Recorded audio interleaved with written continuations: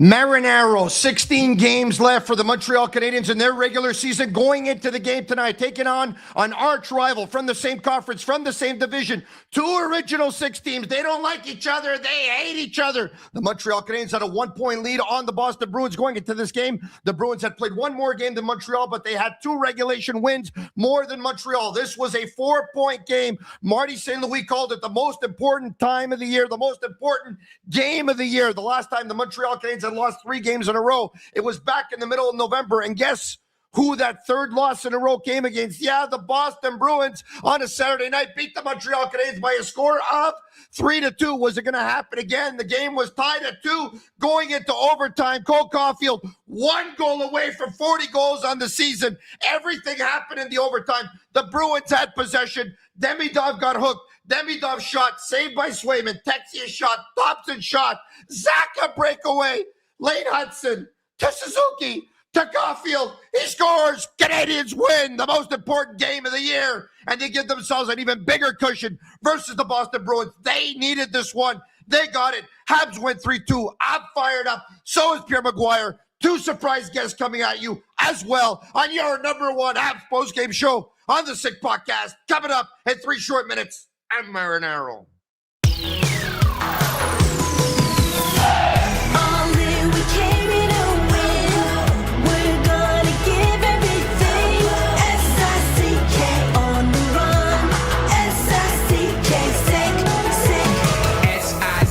It's the sickest podcast. Tune in for the audio, or you can even watch back. Giving players all the props, or put them on blast. We don't give no hot takes, only talk facts. We're giving all our devotion, riding high on this wave of emotion.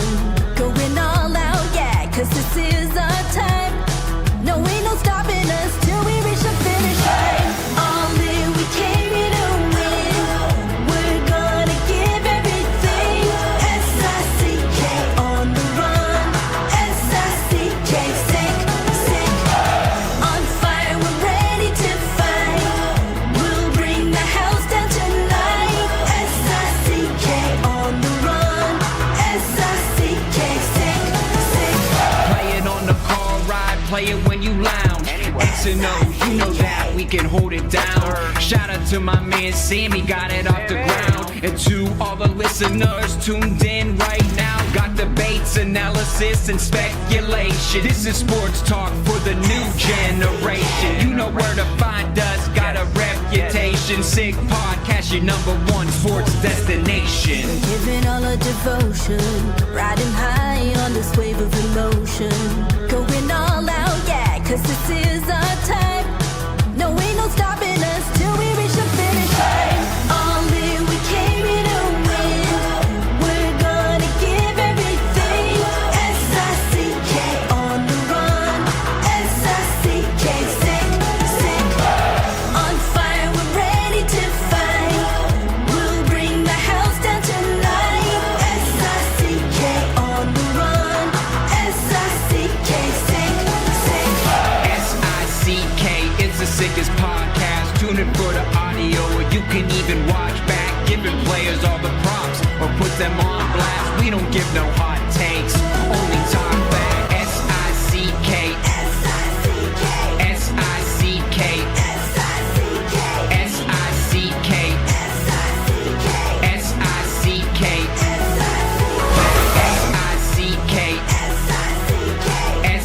S-I-C-K, S-I-C-K,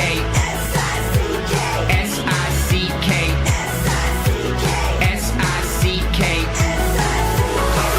All in, we came here to win. We're gonna give everything. S-I-C-K on the run. S-I-C-K, sick. Turn up your volume. Because you're about to listen to The Sick Podcast. With Tony Marinaro. 55 seconds left in the penalty, a minute and 27 seconds left in regulation time. Boston 4, Montreal 3. Lafleur coming out rather gingerly on the right side. He gives it into Lanier, back to Lafleur. Oh! The sickest Montreal Canadiens podcast. You're in the ball! Sports entertainment, like no other. Rejoint, on lui fait perdre la rondelle, une passe devant. Et c'est le dégagement et ce sera la victoire des Canadiens. Stanley pour les Canadiens, le 23e de l'histoire. You found the dogs! John, you found the dogs!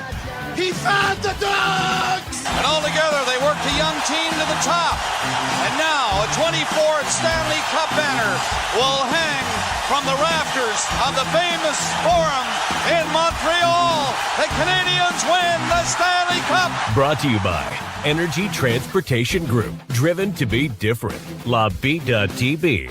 Embrace your true nature. And Playground, your premier gaming destination. It's gonna be sick. Marinaro, the Sick Podcast. I can't wait to talk to Pierre McGuire. He's brought to you by Restaurant Vago, open 23 years longevity. Not many restaurants open that long.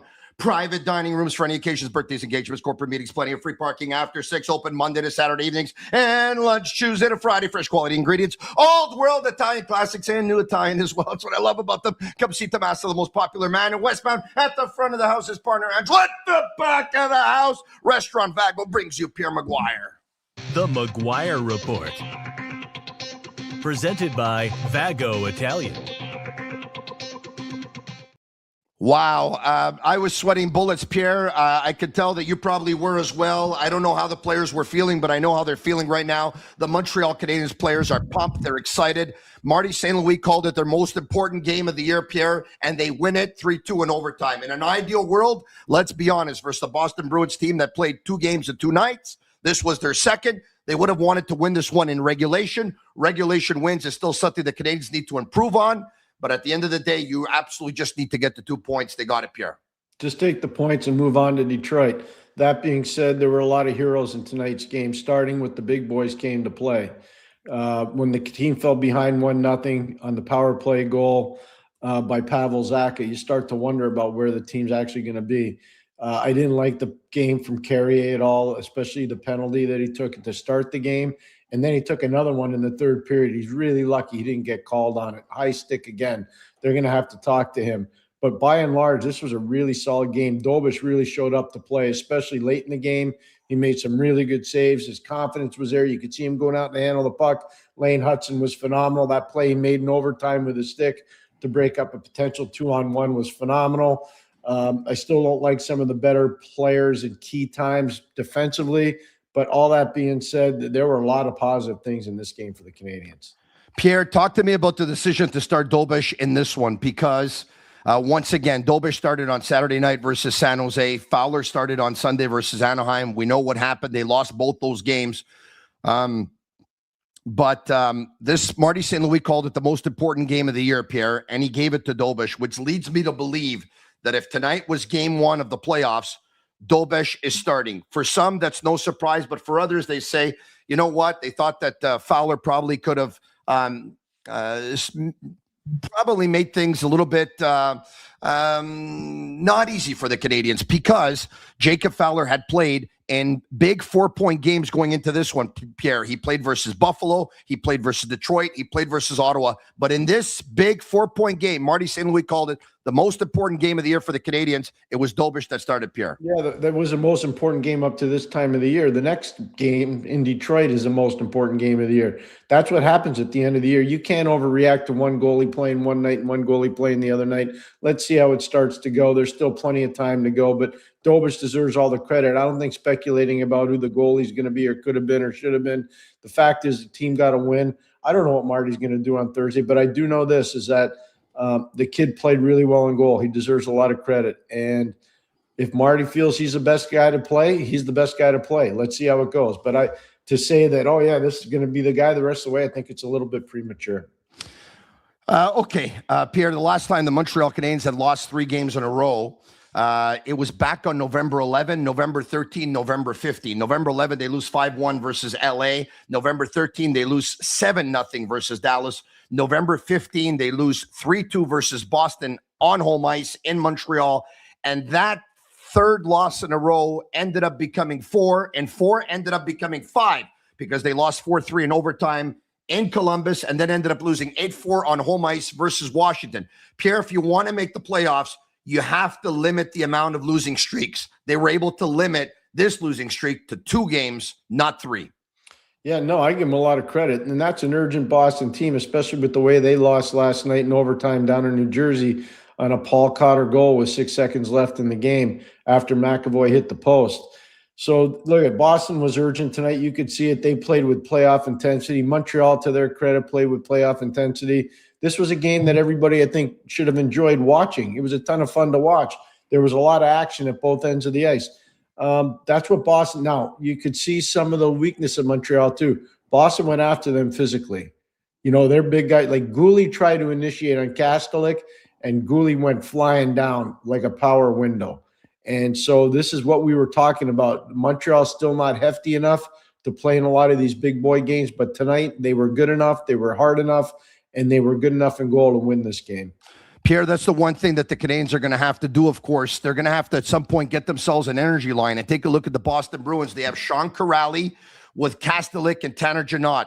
Pierre, I know a lot of teams have had success in the playoffs. The Canadiens used to have an energy line back in '86, right? Skrulin, McPhee, Claude Lemieux. The New Jersey Devils used to have an energy line with Bobby Holik and Randy McKay and Mike Paluzzo. The Detroit Red Wings used to have an energy line with the Draper, Maltby, and McCarty. The list goes on and on. You can give me more, I'm sure, Pierre. Can this team go much further, Pierre, without a real, true energy line? Or are there elements here to actually make one? There's elements there to make one. Josh Anderson had a tremendous game tonight. He should be part of that line. Jake Evans had a real good game tonight. He should be part of that line. Then they got to figure out, is it going to be Texier? Is it going to be Phil Deneau? Who's it going to be? Is it going to be Brendan Gallagher? I think the team does have the right components to create that energy line. I call it an identity line. I got that from the New York Islanders. Think about it when they had Casey Cizikas, Cal Clutterbuck, and Matt Martin. I spoke for a long time today with Matt Martin, who's with the New York Islanders as they traveled to Toronto, where they were up 3-1 before I stopped watching their game. And what I would tell you is that identity line matters a lot. And to your point, you have to have one. And the Canadiens can have one. They just got to get it together. All right, okay, so let's talk about this game, Pierre, in the first period. Actually, why don't we take a look at the lineup for the Montreal Canadiens? All right, there you have it. Suzuki with Slavkovsky and Caufield. Kapanen with Demidov and Newhook. Evans with Texier and Bolduc. Deneau with Gallagher and Anderson. On defense, Matheson, Dobson, Goalie, Carrier, Struble, Hutson, Dobes and goal. Pierre, the decision to go with Struble and Hutson, and once again, Lane Hutson on the right side. We all know it's not ideal. We all know if there's a left-handed defenseman who can play the right side, it's probably the most talented defenseman that they have on their decor, and that's Lane Hutson. But what did you think of Struble coming in for Jacky, and what did you think of the duo of Struble and Hutson? Well, Struble and Hutson actually were pretty good. I thought Jaden was much better today. He was playing, I think, with poise and with intelligence and with awareness. Laine was really solid. I'm really concerned about Carrier. You know, that's a bad penalty to take at the start of a game. That's really a bad penalty. And Tony, he took another one in the third period. They didn't call it. He got away with one right there in the third period. Pierre, but he made contact with Josh Anderson, Pierre, when his stick comes up. It doesn't matter. Keep your stick on the freaking ice. I'm telling you right now, I'll take you inside the dressing room. That's how he's going to get talked to. Like, enough's enough. Enough of the excuses. And so that's a problem. You know, I'm just telling you the way it's going to be addressed. Yeah. And so that can't happen. I'm sorry. And the truth is that they've got guys there that are playing well, and he's not playing as well as he needs to. They need him to play better, and he needs to know that. He is what he is, Pierre. He's a third pairing defenseman, though, right? Well, he can be a more responsible third pairing defenseman, because when I saw him play in Nashville, he was playing as a second or first pairing defenseman. He was darn good. And you know what, Tony? Last year he was a second pairing defenseman, and he was real good too. He was really good. You know what was real good tonight? I thought Josh Anderson. This was a game for men, Pierre. We know the Boston Bruins were going to impose their physicality on the Canadiens. The Canadiens with a big decision to leave, obviously, Arbor Jacky out of the lineup. We knew that if there was going to be a physical battle, chances are they weren't going to be able to win it. But Josh Anderson makes a big-time play, especially pushing off Zadorov. You know, it's a question of who wants it more. And we talked last game the way it ended. That when Goalie lost his battle to Jeffrey Viel, we said that's a matter, it's a question of grit and determination. And Viel wanted it more. Tonight, Josh Anderson wanted it more than Zadorov, Pierre. He wanted it more. He and Zadorov had a really good, intense physical battle the entire game. In the third period, I don't know if you saw Zadorov go right after Anderson, and Anderson stood his ground.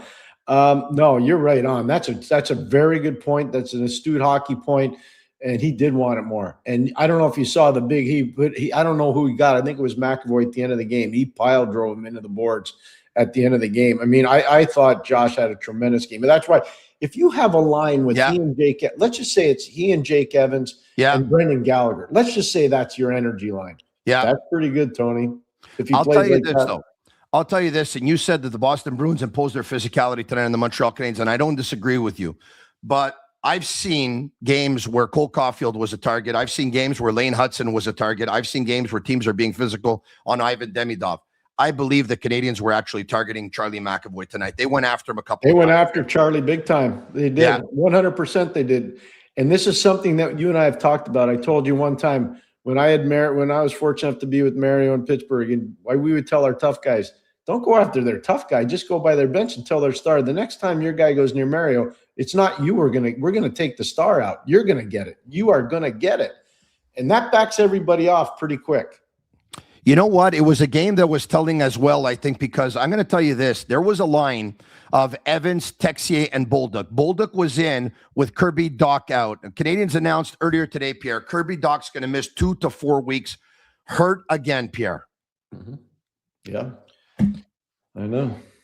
Where do they go from here? With Kirby is a question that we're going to tackle, I guess, I would imagine, at the end of the season or at some point. But he's out. Bolduc comes in. I love the fact that Bolduc was on a line with Evans and Texier, Pierre. You want to know why? Because when the Canadians are taking guys out of the lineup, Texier ended up skipping his turn. Bolduc ended up skipping his turn. Brendan Gallagher skipped his turn. And now the Montreal Canadiens had both Bolduc and Texier on the same line. And I'm like, you know what? They're playing with the same player. Let me see who's going to bring it more. Let me see who's going to want it more. Let me see who's going to a little bit more bite in their game. And I have to tell you, Pierre, that Texier played a gritty game tonight. I thought he played a gritty game. Yeah, I thought everybody that wore a Canadian sweater played a gritty game tonight. I really did. But you're right. In fact, Bolduc started to initiate on the forecheck. He was moving his feet. He was finishing players off. It's not going to be so much about offense with him right now. It's going to be about getting into the rhythm of the game. When he gets physical like he was today, that was really good for him. Very good. And the same with Texier. Bolduc had 2 hits in tonight's game. Texier had 2 hits in tonight's game. Texier had a shot on goal. Bolduc, once again, doesn't have a shot on goal. Pierre, what I like about Bolduc in the last 3-4 weeks or so is that when he's not scoring goals, he's trying to find a way to help the team, whether it's with a big hit or being first on the forecheck. But Pierre, I was taking a look at some stats today. I believe Bolduc has something like 84 shots in 64 games. He's got to shoot more, Pierre. This guy's got one of the best shots on the Montreal Canadiens. Pierre, he hasn't scored a goal since the 23rd of December. Yeah, there are a lot of guys in the team that need to shoot more. Look at that power play. They make all these fancy passes, and they don't get any shots on net. You're absolutely right, and he is a good shooter. Go back to watching him play junior. Watch him last year at the tail end of the season with St. Louis. He can shoot the puck. He's going to have to start shooting. I think the coaching staff's going to have to encourage most of these guys to start shooting more. They need to get a little bit more selfish when it comes to offensive zone play. There's no question. We're going to take a look at the goals that were scored in this game. Actually, why don't we take a look at the Boston Bruins lineup? Let's do that. We bring it up. All right. Minton with Pasternak and, man, I hate pronouncing this guy's name. Kusnedinov. We got it. Zaka with Arvidsson and Middlestad. Elias Lindholm with Geeky and Asimont. Corrali with Kastelik and Janot. Aspiro, McAvoy, Hampus Lindholm, Lorai, Zadorov, and Peak, and Jeremy Swayman was your starting goaltender for the Boston Bruins. Of course, the Bruins played 2 games in 2 nights. They were in New Jersey last night. They lost 4-3 in overtime. Korpisalo had to start in that one. They were resting Jeremy Swayman, and he played tonight. Let's go to the scoring. We started off with Zaka. Pierre, we start the game. Anderson and Carrier collide. Carrier's stick comes up, clips Janot. It's 4 minutes. The NHL wanted to take a look at it. They take a look at it and they say, you know what? It's good. It's 4 minutes. Carry it 4 minutes for high sticking. Shorthanded Pierre, capping into Anderson, breakaway shot, glove save by Jeremy Swayman. Pierre, a great opportunity for the Montreal Canadiens on the penalty kill. Yeah, and Josh was moving his feet. That was a telltale sign that he was probably due to have a big game, and he did. So I like the way they responded. Obviously, the power play goal by Zacha. Michael Matheson couldn't clear the zone. Puck comes right onto Zacha, and he takes advantage of it. You know, it's a tough situation there for Montreal because that's a rough way to start the game. And the biggest part about it, Tony, is the guys have to sit on the bench, a good portion of them, and they get cold sitting there. And so it takes time for them to get their engine flowing again. But that's a tough way to start the game. But good on Zach. He makes it 1-0 for Boston. Pasternak's pass destined for Lindholm on the doorstep, stopped by Mike Matheson, but it goes off his stick, Pierre, and it goes right back to Zach. The Canadians unlucky on that one, Pierre. Yeah, there's no question. I think if you look at Michael's reaction afterwards, I think he probably thought he probably had to move that a little quicker, and it was just an unfortunate play for him. He just couldn't establish any possession. He couldn't get it out of the zone. McAvoy, Pierre, shot, a blocker save, rebound goes to Zacha, another save by Dobes, because when the Boston Bruins score that goal on the power play, Pierre, there's still 2 minutes left on the power play for them, and Dobes made a huge stop off of Zacha in close, Pierre. It could have been 2-0. Arvidsson to Middlestat, shot goes high, blocker beats Dobes, hits the crossbar. Pierre, it could have easily been 2-0. That save by Dobes, the crossbar thereafter. You talk about making big saves at the right time, Pierre. Dobes made some big saves, Pierre. He absolutely did. There's no question about it. He made great saves the whole night. So I think the biggest thing is that you move on. There were crossbars at both ends of the ice. There were goalposts. Stuff happens over the course of a game. You can't worry about it, but you need your goalie to come up big. And I thought, yeah, he was a battler. You heard Marty St. Louis talk before the game. I'm playing him because the guy battles. He battled tonight. He battled really hard. He definitely did battle, man. He made one stop off of Charlie McAvoy late in the game. We're going to talk about that when we get to it. Pierre, you talked about Struble and the fact that you like Struble. And I'm going to tell you this. Listen, I know that Jaden Struble's a 6, maybe a 7 in and out of the lineup. I'm going to say something that's pretty crazy, but I'm going to say it anyway. I've said it before. I felt it before. It just doesn't click between Goalie and Hutson. No. And I actually like Struble and Hutson better than Goalie with Hutson. I don't know if we're on the same page on that. We are. I know that Caden Goalie's ceiling is higher than Jaden Struble's, trust me. Yep. But the chemistry between Struble and Hutson, I think, is better. Pierre, Struble shoots it in. He passes the blue line, past the red line, right before the blue line. Shoots it in. It's picked off by Peak, who's pressured by Suzuki, who passes the puck. Peak does right off of Zacha, and it falls and it goes right to Cole Caufield, to Slavkovsky, to Suzuki. Pierre, like a surgeon, it was clinical. Suzuki in front. It's like, you know what? Okay, no pressure. Right-handed shot. I'm a forehand. I take it. I go backhand. Boom. Up and over Jeremy Swayman. What a goal, Pierre. 1-1 ties it. The captain comes up big, Pierre. The composure of Nick Suzuki on that play was phenomenal. A lot of guys would have panicked. Oh my gosh, I'm 2 feet from the goalie. I'm in the crease area. There's a defenseman that's going to hit me, and I'm going to fumble and bumble the puck. Nothing could be further from the truth. And I got to give Slavkovsky a lot of credit there. Patience, awareness, vision to make the play. It was really well done by that line. It's a reason why it's one of the top 5 lines in the National Hockey League, if not one of the top 3 lines in the National Hockey League. Pierre, you know what I love tonight? We talked about it, right? The most important game of the season. You know what came up in the most important game of the season, Pierre? And I'm sure you saw it. The Canadiens' best players were their best players, Pierre. That's what we talked. I haven't even got to Hutson and Caufield yet. I haven't even got to them yet, Pierre. Right off the top of the show, if you go back and listen to tape, that's exactly what I said. The stars were stars. They were the stars. The stars were stars, and they have to be. And the role players played their roles to a T. Everybody did what they were supposed to do. They all sang from the same songbook, and it worked out fantastically well. But that top line was really good. Lane Hutson was phenomenal. That play made in overtime, Tony, sliding to block the potential 2-on-1. You can keep going. There's so many big moments in this game. Slav to Suzuki down the right side, a hard wrister, right pad save by Swayman, Pierre, after the captain scored. You could tell he was feeling it, Pierre. Oh, yeah.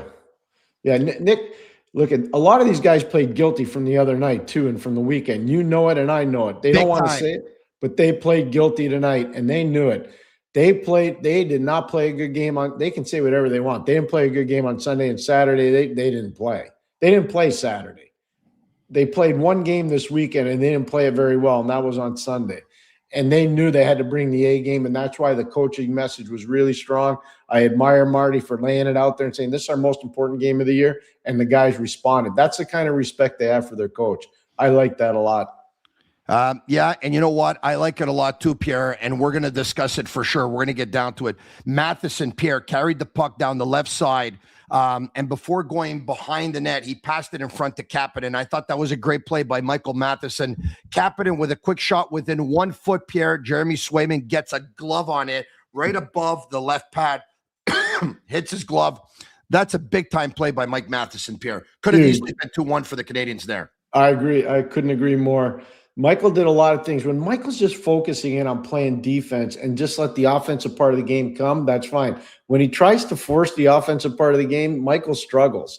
Tonight, he knew he had to be defense first, then the offense. And when he does that, he's good. He's very good. But you're right about that save by Swayman. That was a heck of a save against Kapanen. That was really good. It really was a heck of a save, Pierre. And how about Geeky? Backhand pass in front of the net to Elias Lindholm. Pierre, that's the one thing. Anderson, who was the third star of the game, by the way, but on this play, couldn't tie him up. He was just, you left him alone. You can't leave Elias Lindholm alone in front of the goal. Bang, bang play. Big save by Dobes again, Pierre. Score 1-1 in your biggest game of the year, a 4-point game at home, late in period number 1. You're tied at 1, and he makes a huge stop off of Elias Lindholm within 2 feet of his goal. Yeah, no, timely goaltending matters too. We saw it at one end from Swayman, and we saw it at the other end from Dobes. Fantastic goaltending from both guys. Pierre, on to the second period we go. If the Canadiens would have lost this game tonight, Jake Evans, I think, would have had nightmares. He would have had nightmares. Pierre Texier found them all alone in front. He had an open side, Pierre. He missed it. That's a bad miss, man. He would have had nightmares. Yeah.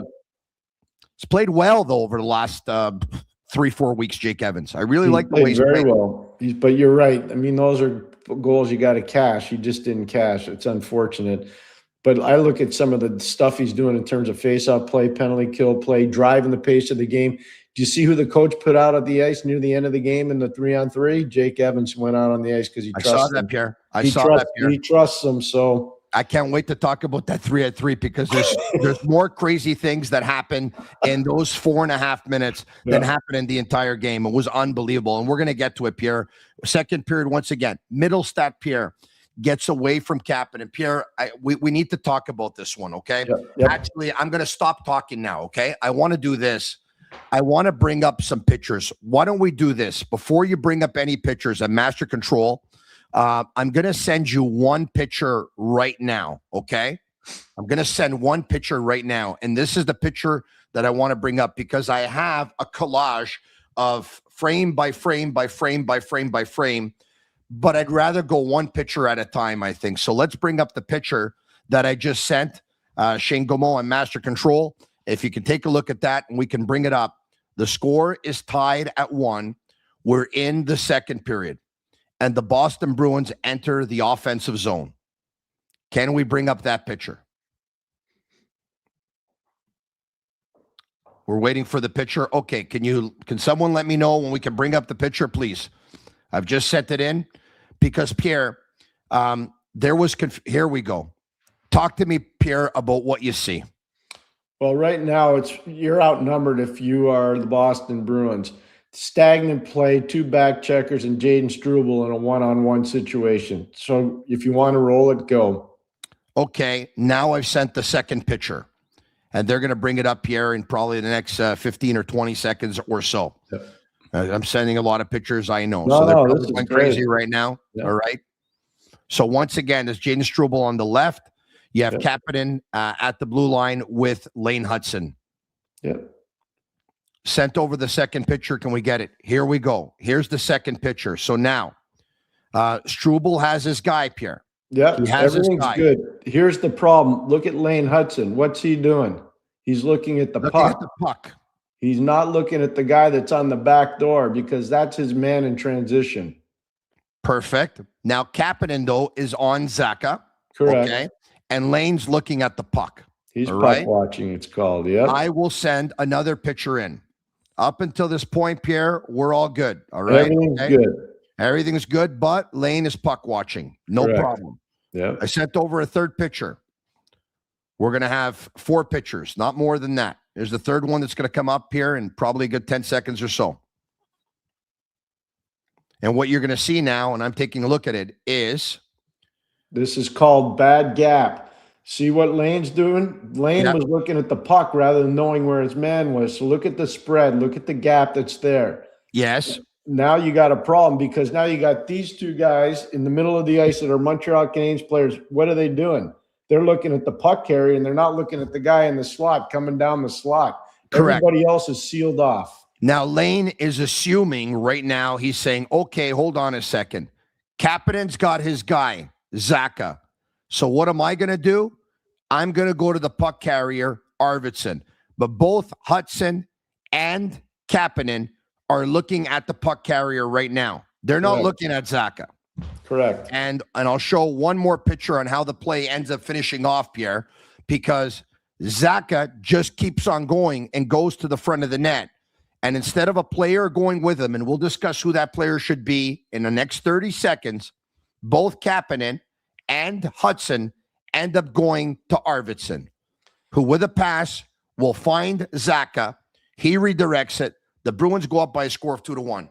Pierre, I have a couple of questions for you. Yeah. As you saw in the previous frame, Kapanen was on Zacha. Laine was puck watching. Yeah. And these are the frame by frames. Here you have it. If you take a look once again on the third frame at the bottom left, you will see that they're both puck watching. Correct. Laine is assuming once again that Kapanen has Zacha. Kapanen and Hutson both end up skating towards Arvidsson and leave Zacha alone. Should Kapanen have followed Zacha, or should Lane Hutson, the defenseman, have gone to the net to take up the guy who was going to the net? Do you know what I tell you all the time? There's a thing called a switch call. Yes. The guy that should be driving the switch call right there is Lane Hutson because he's in the best defensive position because Kapanen is not in a good defensive position. He's on the wrong side of the player and he's a stick length away. Hutson should have been selling him switch, meaning that means Kapanen goes out to Arvidsson and Hutson picks up Zacha.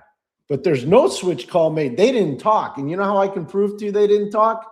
They both go to the puck carrier. Correct. I was just going to say it, Pierre. You can tell the communication is lacking because if they're talking, they're not both going to the guy that has the puck. And this is what we talked about the other day on your show, and we talk about it a lot. The Canadians are terrible with in-zone communication. They're brutal on switch calls. They're no good on switch calls.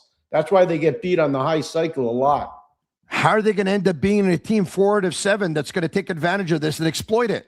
Because they're going to work on it in practice. And what you just showed is such a good service because they probably have somebody watching this and they're going to show that because all that is puck watching and no communication and terrible switch calls. The only guy that did his job properly there, the only guy, Struble. Struble's the only guy that did his job properly. You're right. We're going to get, so the Canadiens are down by a score of 2-1. And guess who's in on the next 2 goals? Lane Hutson is in on them both. Pierre? Yeah. He makes mistakes. We know that. Yeah. But we know that the positives far outweigh the negatives. I not only love this player, I know you do too. I think he realized that he made a mistake. He's a smart guy. He realized that he had to communicate with Kapanen. He realized he had to call the switch. He had to realize he had to follow the guy going to the net. You know what he did, Pierre? You talked about playing guilty. He took matters into his own hands. Yeah. And he said, I'm going to bounce back. I'm going to win my team the game. And ultimately, it's an amazing play by Suzuki as well. And I don't know how one of the most dangerous scorers in the league, by the way, finds himself all alone. But goal scorers have this gift to actually end up being alone. When no one else is probably alone, they end up being alone. But I thought from that moment on, Laine was a monster. He was a monster. So if you go back, he gave up. He was really guilty on the overtime winner the other night. Or sorry, the late goal. The late goal. Yeah, with 2.5 minutes left. Cutter Gauthier game winner. Goal, which is basically overtime. And then tonight, that big goal by Pavel Zacha, that's his switch call that he's got to make. And so he does take the game into his own hands. He definitely does. He definitely does. It was unbelievable. It was really, really unbelievable. All right, okay. So now the Canadiens are down by a score of 2-1 in the second period. Gallagher passes back to the point to Hutson Pierre. He picks up the puck. He's on the right side, just inside the blue line, trying to find the lane. No lane here. Too much traffic on the Metropolitan. I'm not taking the Met. I'm getting off. Gets off, goes to his left, tries to go somewhere else, and then all of a sudden positions himself, makes his way to pretty much the center of the blue line, and with a wrist shot, and he just tries to direct it towards the net. Let me just try and get it at the net. Anderson, Zadorov is on him. Before the puck comes, boom, turns around, bumps Zadorov, puts him off balance a bit. Zadorov can't end up tying up his stick. Anderson gets his stick at it, deflection, goal, 2-2. What a play all around. What a great play by Gallagher. What a great play by Hutson. What a great play by Anderson. And you just touched on it before. It's about wanting it more than the other man. And Anderson wanted it more than Zadorov in that situation. But it also goes back to something we talked about the other night. More north-south plays. Less east-west, more north-south. Because that's how you score in the playoffs. And that was a playoff-style goal. That's just a playoff-style goal. The Sick Podcast is brought to you by Energy Transportation Group, a leading asset-light 3PL that's driven to be different from cross-border freight between Canada, USA, and Mexico to coast-to-coast shipping in both Canada and the United States. Energy moves it all. They're fast, reliable, and powered by tech that delivers smarter logistics. If you need a real partner in transportation, contact the team at sick@shipenergy.com and see how Energy Transportation Group is changing the freight game.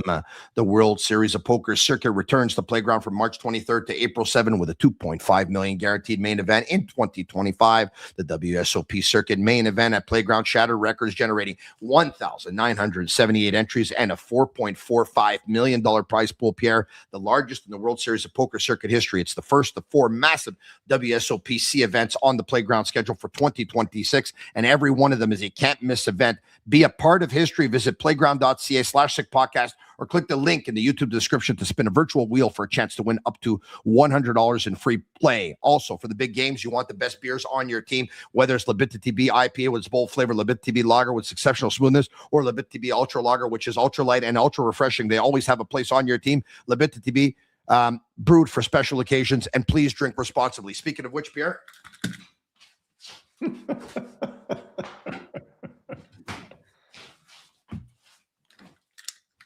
Okay, big win.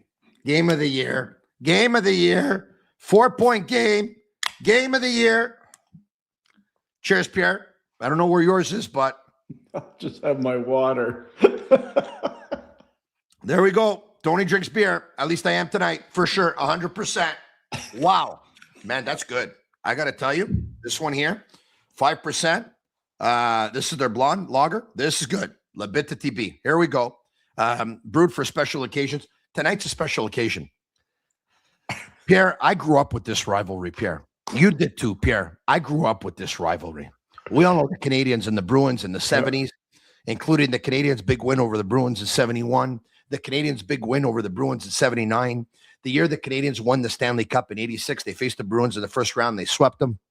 I think the Canadiens had eliminated the Bruins every time they played them over a span of almost 50 years, Pierre. And then, unfortunately, as of 1987 or so, boom, the Boston Bruins started to turn around. They had a guy by the name of Cat Neely who can score a lot of goals and made them pay.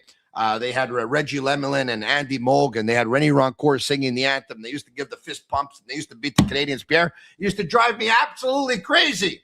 And I said, they can't do that to the Canadiens tonight. Can you imagine the Boston Bruins were going to come into the Bell Center tonight and beat the Canadiens tonight in a 4-point game, trailing the Canadiens by 1 point? Didn't happen, Pierre. Thank God. Didn't happen. Move on to Detroit, but celebrate tonight and turn off the lights at the end of the game. So I got to tell you, though, the Bruins impressed me. I'm impressed by the job that Marco Sturm has done this season. Marco's the guy. He's done a heck of a job there, boy. Steve Spott's his assistant who runs a power play. Steven's done a good job, and Chris Kelly's done a real good job. Their staff's good. I watched Marco coach the first time in 2018 Olympics in Pyeongchang. He got Germany to the gold medal game. Now, I know it wasn't best on best. Doesn't matter. He got his team to the gold medal game, and had it not been for an icing by Dennis Seidenberg's brother, they would have won the gold medal. The Germans would have. He's a good coach. He's been a good coach for a long time. All right, okay. We talk about it now. So it's 2-2, big one. And now, Pierre, of course, in period number 3, there's some huge turning points in this game. It could have been over in the third period. Suzuki, by the way, the Canadiens started the third period very well, Pierre. Suzuki in close, goes backhand. The same the way he beat Swayman, only this time Swayman shuts the door. McAvoy, Pierre, jumps into the play. I think there's about 13 minutes left in regulation.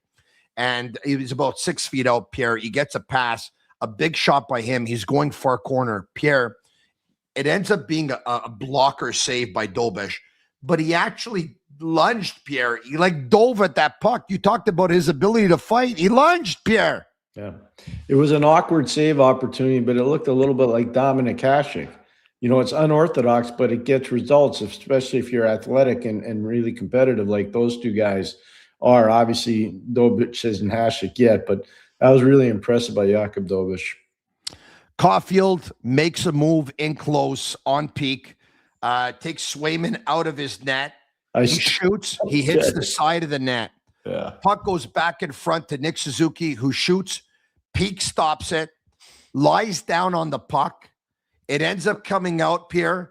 Goalie ends up shooting from a couple of feet out. Swayman ends up stopping that one and covering that one. I know Marty St. Louis at one point, him and Trevor Letowski were looking at the iPad. They're looking at the iPad. They're trying to see if Peak put his hand over the puck, Pierre. Yeah, he didn't. That's an amazing sequence. I couldn't believe Goalie when he got the puck and didn't score there. I was like, what the heck happened there? It's like a force field was set up around the net. That being said, the good thing for the Canadiens, that play didn't matter, because if it did and they end up losing, that's one they'll always regret, much like the Jake Evans play you were alluding to before. Okay, so now, Pierre, 1:11 left in the game. Pasternak on a 1v1 with Matheson, who, by the way, plays it very well. But Pasternak's still able to get a wrist shot away from Matheson's stick. Dobes covers it. There's no rebound. They go to overtime. Tell me everything you saw in overtime, Pierre. Oh, chances both ways.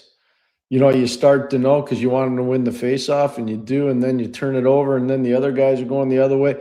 The one thing I'd say is I would show Uri Slavkovsky. He almost cost him the game. You saw that. He was on the wrong side of the puck again, and Lane Hutson bailed him out big time. That's one thing they're going to have to sort out. Their 3-on-3 play defensively, not so much offensively, but there were chances both ways. And was it McAvoy that had the breakaway in overtime for Boston? Zaka. And then what a save! What a save! Dobes. Pierre, the Bruins. You talked about Danault, who wins the draw, but there's a turnover. The Bruins had possession for a good straight 2 minutes, Pierre. They played it smart. They wanted to tire out Suzuki, Caufield, and Hutson. They played it so smart, and it's so crazy to think that 2 minutes later, they were the 3 players on the ice that scored the goal for the Canadiens. Yeah. It's unbelievable. The Bruins bench was yelling at the players, don't let them change, don't let them change. So they did a good job. I mean, they were paying attention to every little detail. Yeah. Caufield they were able to change, though. Yeah. Caufield was the first one that changed. Yep. And I think Slavkovsky came on. And then Suzuki. And then Lane Hutson, Pierre. The diving's 2-on-1 save with his stick. That was good. Off of Lowry, he slides, Pierre. They say you're never. Larry Robinson used to say, Pierre, don't slide, stand up. Don't slide, stand up. But he timed it so perfectly, Pierre. And this is where I'm talking about how big this guy came up, Lane Hutson, in the overtime. That was unbelievable. Pierre, he did that being on the ice in an NHL game in game 67 of a 4-point game versus a divisional rival in a hard-fought game on a shift that lasted 220. He did that, and then he gained possession of the puck, and he didn't force anything. He spinned and turned and made sure that he made the right play before going to the bench. Mm-hmm. What an incredible play by Lane Hutson, Pierre. Yeah, really What good. an incredible play by Lane Hutson. Man, unbelievable. Yep. Like I said, he was playing guilty from the night before, and he showed up. And again, you see the goal that Zaka scored, and he's a culprit defensively, not doing his job. And he knew. And that's what great players do. They rise to the occasion. This guy rose to the occasion big time. Pierre, the referees didn't call any penalties in the third period, nor did they call any penalties in the overtime. It looked to me like Demidov got hooked by Lohrei, Pierre. That looked like a penalty to me. Do you agree or disagree? Yeah, no, I agree. I agree with that one. And then the Canadiens got away with one right in front of their bench in overtime as well. I thought they did. You're right about that. So but I can tell you that's where you scout the refs. And so the senior official on that crew is Wes McCauley, and he's telling the partner, look, we're letting the players decide this one tonight. We're not getting in the way. That's the way Wes calls a game. They called it the way it was a playoff game, Pierre? Yep, 100%. The Wes called that like a playoff game. I thought Wes was large and in charge tonight. He did a good job. Demidov shot, saved by Swayman. Dobson shot, save. Texier shot, save. Zaka can't capitalize on the breakaway. And then Pierre, Lane Hutson, trying to make something happen in the overtime, drops it back to Suzuki. He tries to make his way, Hutson does. But Caufield, I have to take a look at that replay, Pierre. I don't know how he ends up being all alone. He's all alone. He's back door. He's back door, all alone, Pierre. I think there was a fatigue factor for the Bruins. I think that last night wore him out, travel. And they just, you know what happens in overtime a lot of times? It's a mental mistake. It's not so much a physical greatness, it's a mental mistake. And that was a mental mistake made by the Bruins. That was a mental mistake made by the Bruins, no doubt about it, Pierre. What a play, but what a heads-up play by Nick Suzuki, Pierre. What a heads-up play by Nick Suzuki. It was unbelievable. He brought his A game tonight. I mean, I was really disappointed in his game on Sunday. I'm not even going to pretend. I didn't think he was any good on Sunday. I didn't like his game on Saturday. But he brought it tonight. That's the Nick Suzuki I'm used to watching. He got outplayed by Celebrini on Saturday, and he got outplayed by Leo Carlson on Sunday. Yeah. But you know what? He did score a goal himself on Sunday. Caufield had a goal on Saturday. Caufield had a goal on Sunday. Suzuki needed to be better. But the captain stood up. The captain played. I thought he was really, really good tonight. I thought Suzuki was really good. Yeah, he was good. Really good. All right. Okay. We have so much more to talk about, of course, right here on the Sick Podcast. Why don't we take a look at the event summary? Pierre, talk to me about what you see here. First thing I'm going to do is look at Struble. He almost played 14 minutes tonight. That's a lot more than what Jack Guy would play, so that's a good thing. Lane Hutson's line stands out. 2 assists plus 1, 20, almost 22 minutes. And you look at the rest. I mean, these hits, shots, real good line for Lane Hutson. I'm looking for anything I could find that'd be a little bit different. Jake Evans with 5 shots. That's huge. Face-offs for Deneau, almost 70%. That's outstanding. That's it. That's the best part of his game right now. Slav was good. Slav was really good. Slav was good. Did some really good things. He's just going to have to clean up some of the stuff away from the puck. But there's a lot there. And then Noah Dobson played more minutes than anybody. Well, except for Suzuki. Noah Dobson played more minutes than anybody else. Suzuki played 24-20 tonight. Yeah. Isn't that something? Yeah. 9-14 for Alex Newhook. What happened there, Pierre? I don't know. Wouldn't surprise me if there might have been a little tweak. We'll have to find out. I didn't hear anybody talk about it on the show. No, and neither did I. And I'm trying to see here if something actually came up or something was found. I don't know why Suzuki. Newhook. I take a look at that ice time. And man, that's I thought he would have played more than that. I thought he would have played more than that. Yeah. Well, look at his where his line mates are. Look at Kapanen was 13:20. Demidov was almost 13 minutes, 12:20, 12:39. So maybe there was a little tweak there that happened. Don't know. I hope not. But I obviously his speed, he's dangerous. Yeah. And the fact that he didn't play a lot, like I don't like, he's not the type of player I think that Marty St. Louis would say, oh, you know what, I don't think he can help me win. Yeah. So I'm a little bit concerned by it, to tell you the truth. I'm a little bit concerned. Yeah, no, I agree with you. I would agree with that 100%. Josh Anderson stands out too. That's a good line for Josh Anderson. Little under 13 and a half minutes, 4 hits, 3 shots, 1 goal, +1. That's a good line. That's a really good line. There was Pierre, there was a milestone tonight for Brendan Gallagher. If you'd like to touch on it, Brendan Gallagher played his 900th game, Pierre. Yeah. He had 6 hits in the game. That's why I think that he could be on an energy line and contribute. He played a little less than 11 minutes tonight, but he's still useful that way. There's no doubt he is. 900 games. By the way, the crowd gave him a beautiful applause. It was really nice. You could tell that Brendan was. I think he was about to get pretty emotional there. And by the way, pretty cool by the Boston Bruins. Like before the referee drops the puck, and you know what? They waited another 30 seconds more. You know what? Let's give him his ovation. Pretty cool. I thought the Bruins were cool tonight with that.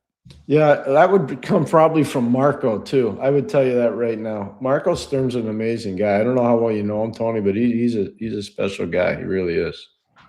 And Cole Caufield is a special guy, Pierre, because he hit 40 goals, Pierre. It's the first time. Vinny Donfuss. That's a long time, Pierre. Do you know who the coach of the team was that he scored the 40th goal against? Ooh. Trivia time. I'll answer it for you. Was it you? Me. Wow. Yep. You remember that game? I do. What was the score? I forget that. I just remember we lost. So you lost. All right. Okay. We lost. And one of the cool parts was I remember talking to Coach Demers after the game. And he said, don't give up on this. Your team's playing hard. They're playing smart. We're just a little ahead of you. And later on, probably about a month and a half, 2 months later, they won the Stanley Cup. So he was right, Jacques. Wow. Yeah. This was a huge game, by the way, for the Bruins. If they beat the Habs in regulation going into this game, I saw this on Money Puck earlier tonight. They would have had a 75.4% chance to make the playoffs. If they would have lost to the Canadiens in regulation, that 75.4 goes to 54.8. If they would have beat the Canadiens in overtime, they would have had a 73.3% chance of making the playoffs. If they lost to the Canadiens in overtime, which they ended up doing, it's 63%. So between beating the Canadiens in overtime and losing the Canadiens in overtime, they lost 10% chance of making the playoffs. Isn't that something? It is. What'd Columbus do tonight? How'd they finish? Columbus came up big tonight. Like let me just take a look at the score here. Had it here. I saw it before. Columbus 5-1 over Carolina, Pierre. Okay, that's a big game for them. And that was in Columbus. In Columbus, yeah. That was in Columbus. And then what Islanders in Toronto was 3-1 when I 3-1 Islanders. Okay. So yeah, Canadiens didn't get any help from Carolina, and they didn't get any help from the Leafs tonight. Nothing. No, but Boston didn't get much help either. No. So I talked to you about those Money Puck stats. Now the Canadiens, okay? Mm-hmm. If they would have beat the Bruins in regulation tonight, they would have an 86.1% chance of making the playoffs. Yeah. If they would have lost to the Bruins, that 86 goes to 69.5. Wow. If they beat the Bruins in OT, which they did, they now have an 84.6% chance of making the playoffs. If they lose to the Bruins in OT, they would have gone to 76.8. So from 85 to 77, there's about an 8% difference between beating the Bruins in overtime and losing to the Bruins in overtime. Mm-hmm. These are pretty significant stats. They are, especially if they go into Detroit and win. They go into Detroit and win on Thursday. They're in a real good spot, Montreal. Real good spot. Because the Canadiens beat the Bruins in OT, they have a 6.5% chance of finishing first in the division. Yeah, I don't think that'll If happen. they would have but if they would have lost to the Bruins in OT, that 6.5 would have gone to 4.1. Mm-hmm. They have a 16.1% chance of finishing second in the division. Mm-hmm. If they would have lost, it would have went to 12%. So would have lost 4.1%. They now have a 28.2% chance of finishing third in the division. If they would have lost to the Bruins in overtime, that 28.2 is almost a drop off of 5% and goes to 23.4. This is how big a game this was for both teams. The percentages prove it. Absolutely big. Very, very big, Pierre. Very big. Those are really significant numbers. No question about it. All right. Okay. We have other numbers that we want to talk about as well, which I'm going to get to here in just a second. Habs record by save percentage this season, 26-0-3 when 900% or above. You can now make it 27. 10-19-7 when below 500. So when they get above 900 goaltending, Pierre, they win. And when they get a below 900 goaltending, they lose. It's not complicated, hey, Pierre? No. Again, the big boys came to play tonight for Montreal, and it was led by Nick. Nick Suzuki was really good in this game tonight. Cole was playing much better. Laine brought it beyond belief after he made one glaring defensive mistake. And Josh Anderson, that's about as well as he can play. The big boys came to play for Montreal. It's funny. I can't wait to, there's a tweet that made me laugh tonight, but, and I'm going to get to it in a second. By the way, in their last 82 games, Suzuki, 35 goals, 99 points, Hutson, 69 assists, 82 points, Caufield, 44 goals, 77 points, Slafkovsky, 26 goals and 66 points. Suzuki also has, 2 of the 5 seasons of 80 points by a Montreal Canadiens captain. Jean Beliveau, 68, 69. Pierre Turgeon, 95, 96. Vinny Danfus, 96, 97. And Nick Suzuki, 2024, 2025 with 89 points. And Suzuki thus far this season already with 80 points, Pierre. Pierre, he's got 80 points. He's got about 15 games to go, I think. Nick Suzuki needs 20 points, Pierre, to hit 100 in the next 15. He could do it, Pierre. The power play is going to have to be better if he's going to do it. What's wrong with the power play? There's too much east-west, not enough north-south, and Lane's not shooting the puck enough. He's got to start getting pucks to the net, and they're just holding it too long. They're not moving it quick enough. It's too much east-west. I'm just telling you. They're going to have to really simplify it and get pucks to the net. It's just not good. There was one play, I think it was Suzuki, tried to go cross ice with a saucer past a Demidov, and it got picked off. I'm like, what are you doing? Just give it to Hutson, let him shoot the puck. You know, these are simple things that they'll talk about. They'll get it sorted out. But the power, if he's going to do that, and he's going to get to 100 points, he's going to have to get more power play points. Power play is not good enough right now. They didn't have much of a chance, though, tonight. They only had one power play, by the way. They went 0 for 7 on the weekend. Only one power play in tonight's game. The Bruins had 4 power play opportunities. I got to tell you, I mean, I'm not going to dissect every single one. I want to go back and take a look at the tape, but the Canadiens, with all that talent and all that speed, there's only one call on the Bruins. Only one power play for the Canadiens. I saw one that could have been called in the third and one that could have been called in overtime. Outside of that, I thought the officials did a pretty good job. All right, okay. I want to hear what Marty St. Louis had to say after this game. I want to hear what some of the players had to say after this game, so I'm going to be able to bring up a couple of quotes here. Brian Wilde is not at the Bell Center tonight, by the way, so Brian Wilde usually is there, and he joins us, and he talks to us about what was said in the locker room and what was said at the coach's press conference, but we'll get to he's not there tonight. Cole Caufield became once again the first Canadiens player since Vinny Danfus 40 goals in 1993-94 to reach 40 goals in a season and he did so with a winner in overtime to keep Montreal in third place in the Atlantic Division from the NHL PR website, meaning that Cole Caufield has become the first 40-goal scorer in Montreal Canadiens history to do it at the Bell Center. It's never been done before at the Bell Center. That's pretty cool. They're finally making history in this building, Pierre. Well, that's pretty interesting. I mean, I had no idea that, that hadn't been done before. Well, I should have probably known that, but yeah, that's a great stat. That's really good. So most go-ahead goals in a season, Pierre. Brett Hall had 39 goals, go-ahead goals in a season. Yep. That's the record in 1990-91. That's the year you guys won the cup here. Yep. Pavel Bure, 28. Pastrnak, 26 in 2022-2023. Joe Sakic, 25.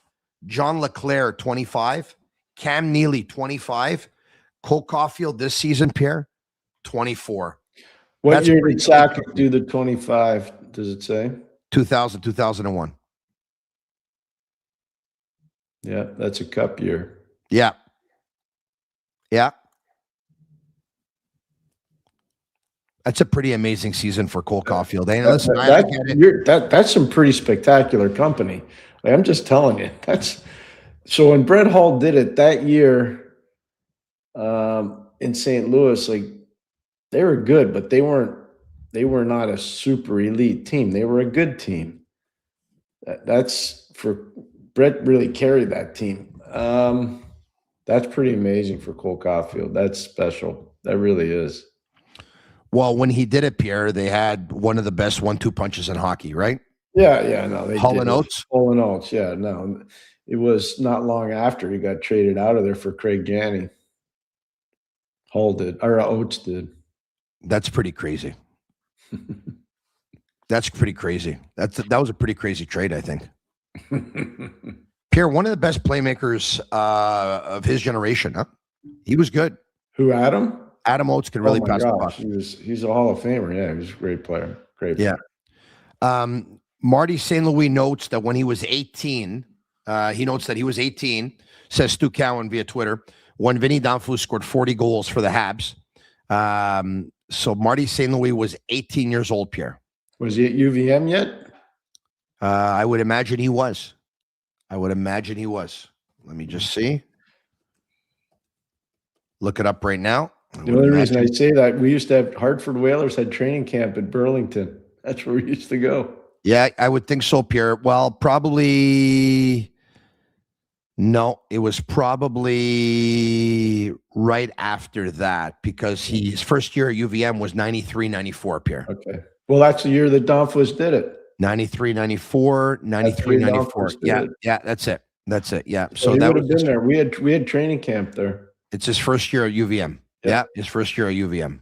All right, okay. I'm looking at the images of that defensive play once again by Lane Hutson after a shift of 2 minutes and 20 seconds, Pierre. And then he carried the puck, and then he hustled, and then he made his way back, and then he just dished it off. Dished it off to Demidov, and then goes to the bench. What a play on Lowry. Got a little bit lucky that it was Lowry that had the puck and it wasn't Pastrnak because I'm not so sure he would have been able to swipe that puck away from Pastrnak, Pierre. Agreed. But, man, that was something. That was really something. Other notes, Nick Suzuki, Pierre, we talked about him. He's got 21. I told you that he needs 20 points in his next 15 games to hit 100. 100, yeah. He needs 20 in his next 15. Guess how much he has in his last 15?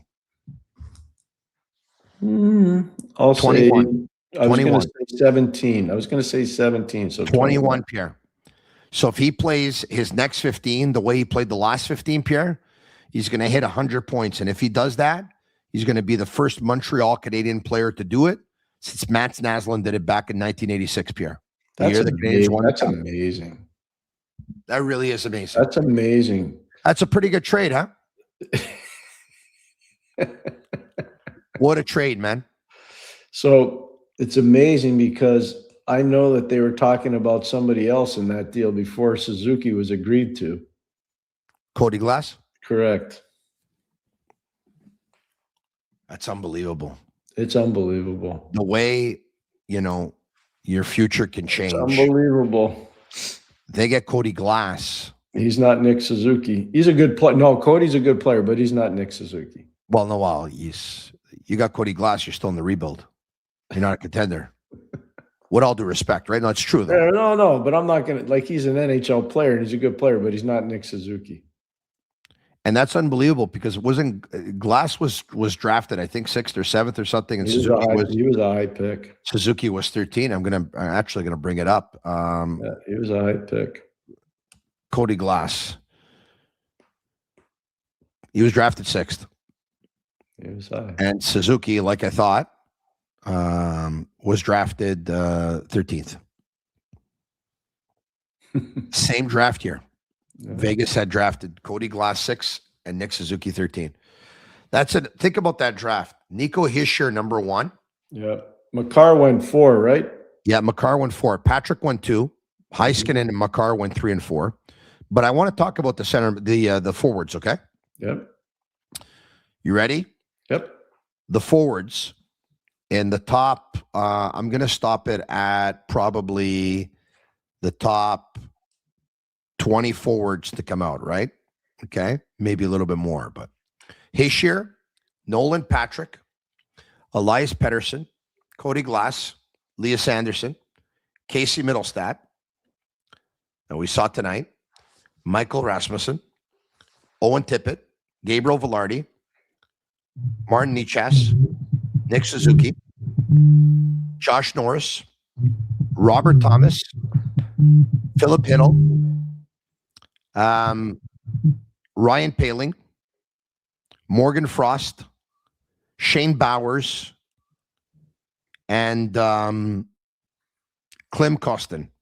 So the two graphic misses are Elias Anderson and Shane Bowers.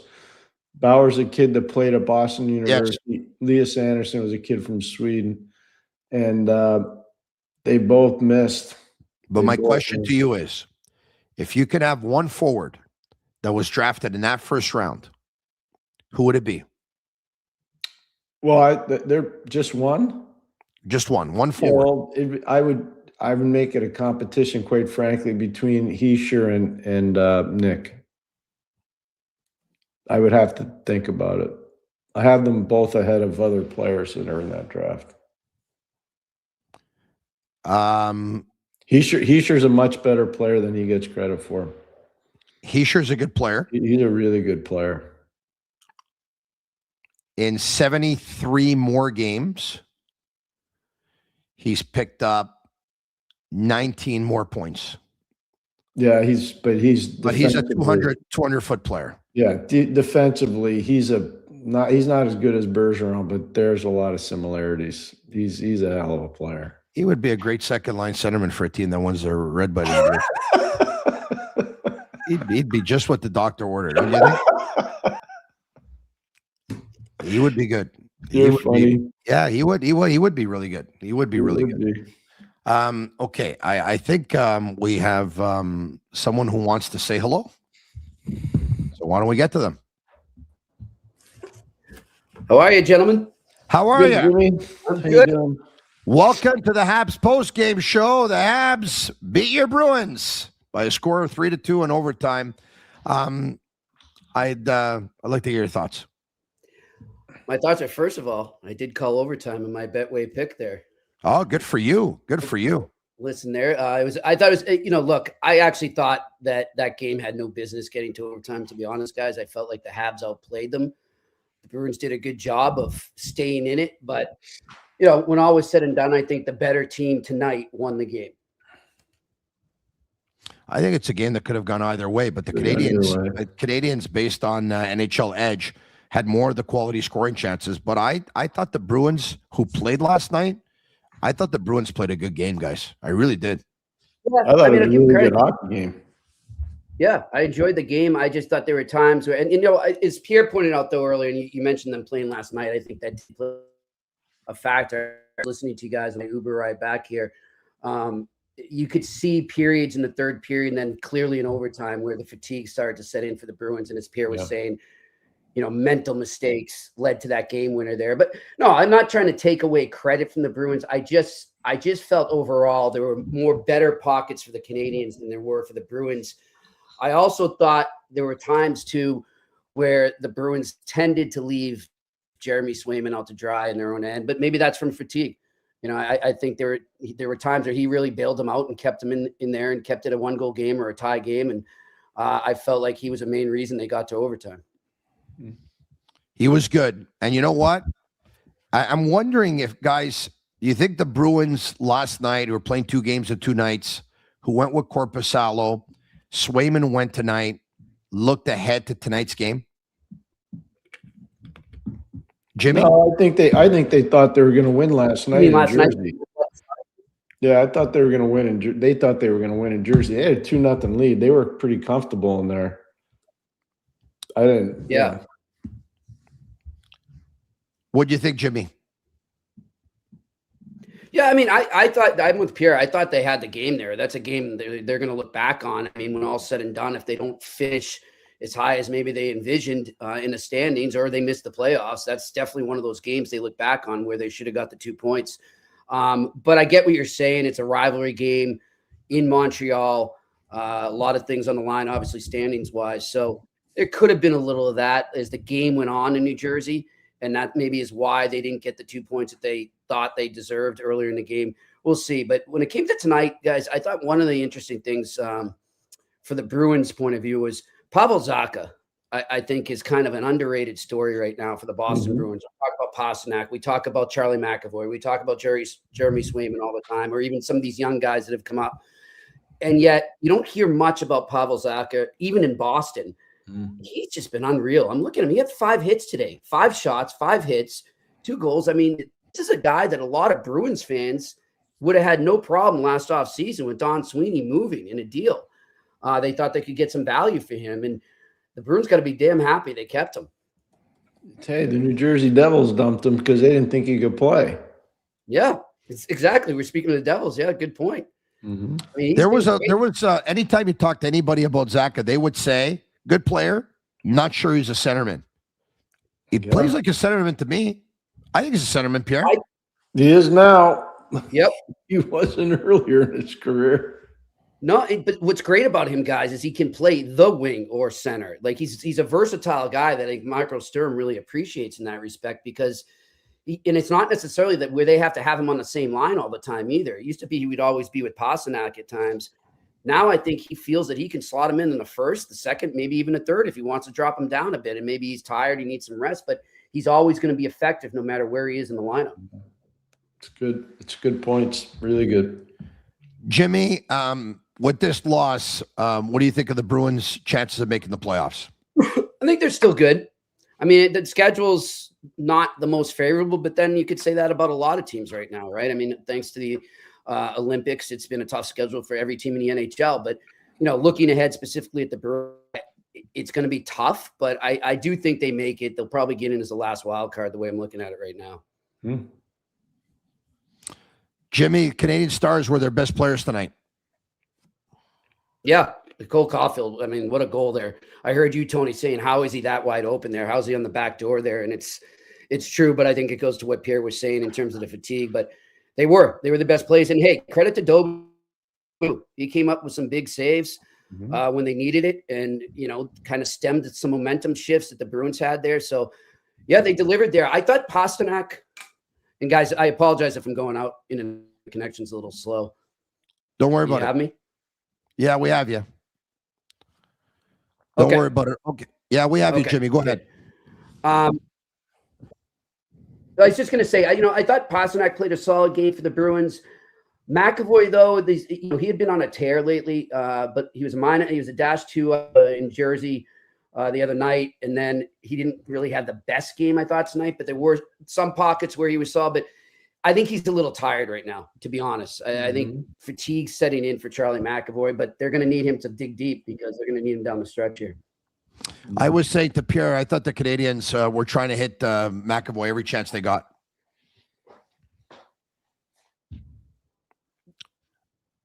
Jimmy, you hear me, or there's a little bit of delay? Yeah, you know what, guys? I'm going to sign off and sign right back in. I apologize. Yeah, because there's Okay, a do mad that. delay here, and I'm not getting you. Yeah, do that. That's okay. That happens I'll in be right hotels, back up. by the way.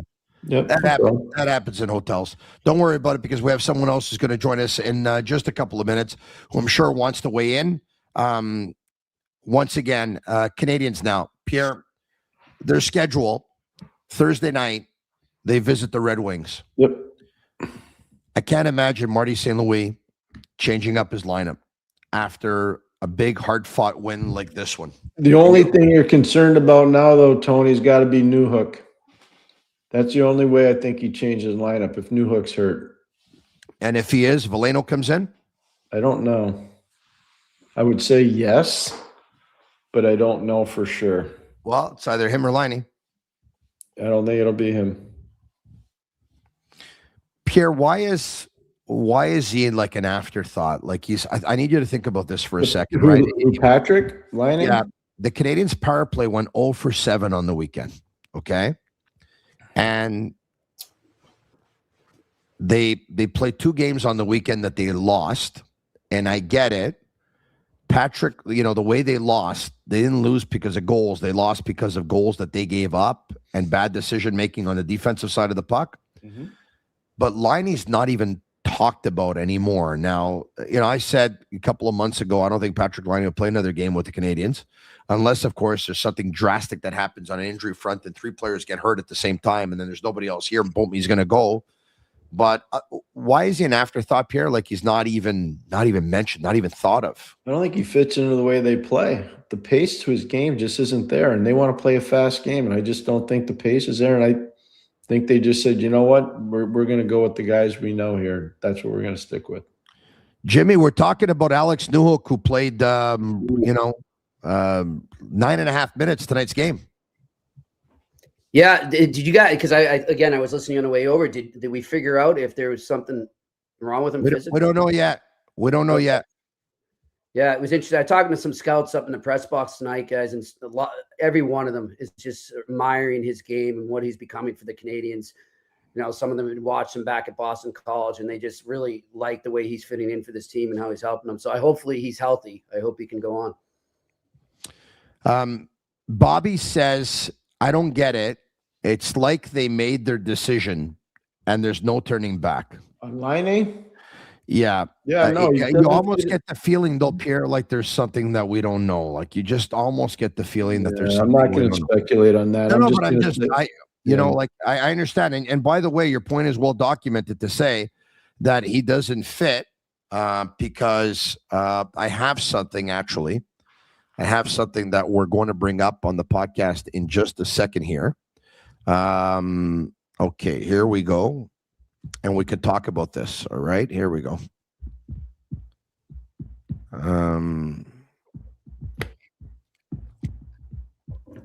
All right. I'm just Shane Gaumont on Master Control. I'm sending something over. If you can actually put it up, any chance you get. I think we'll take a look at some interesting stats regarding Patrick Laine, and it'll give everyone an idea of what's going on and maybe why there's doubts that he's not in the lineup. There you have it, guys. The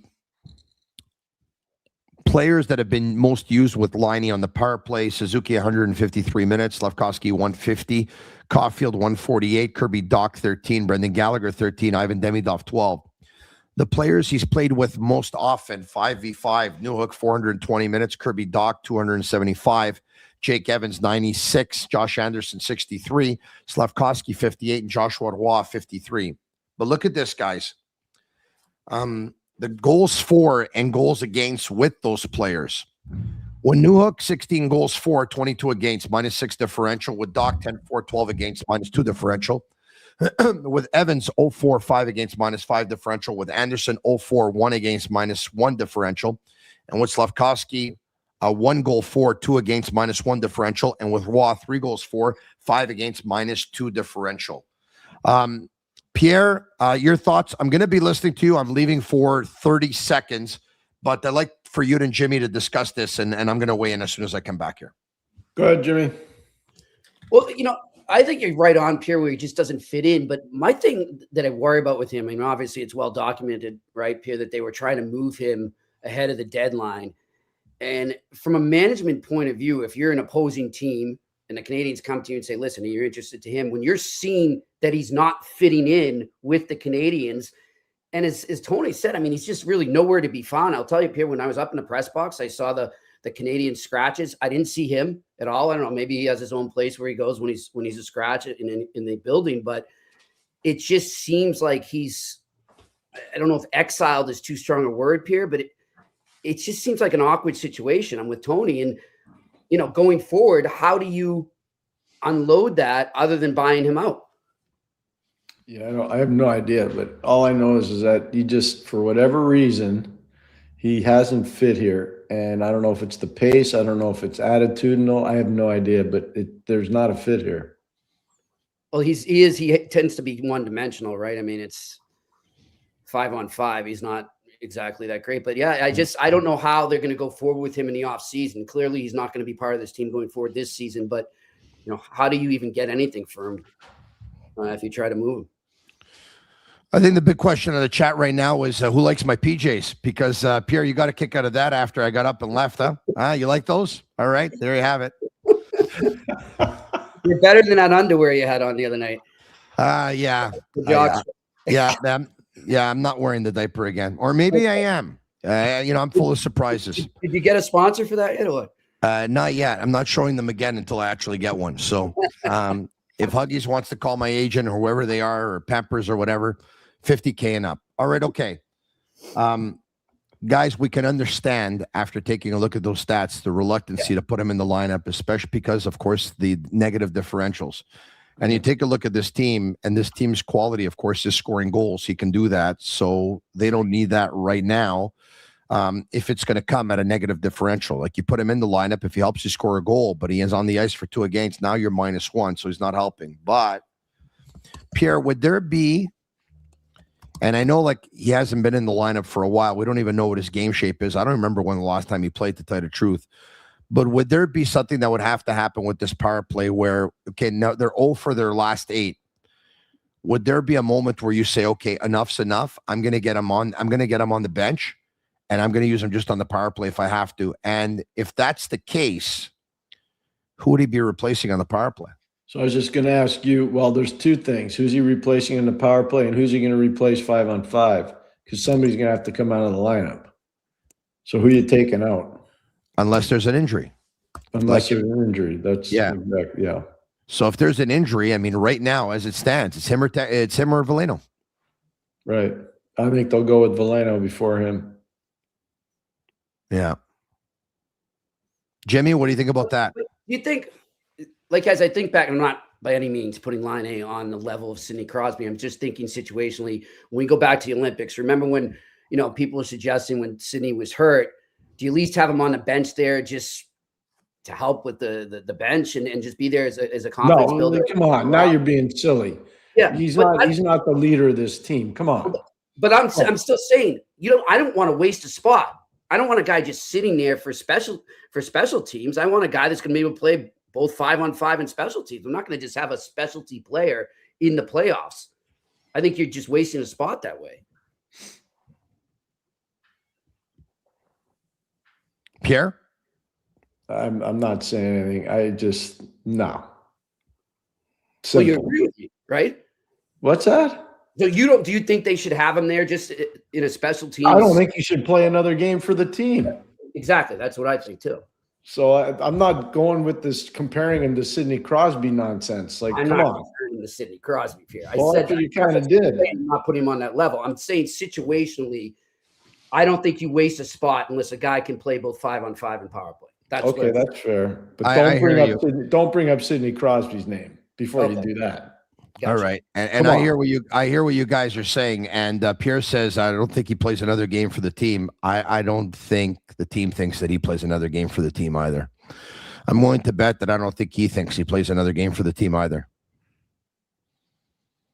Do you guys think he plays again in the NHL? What's that? Do you think he finds a new home next year?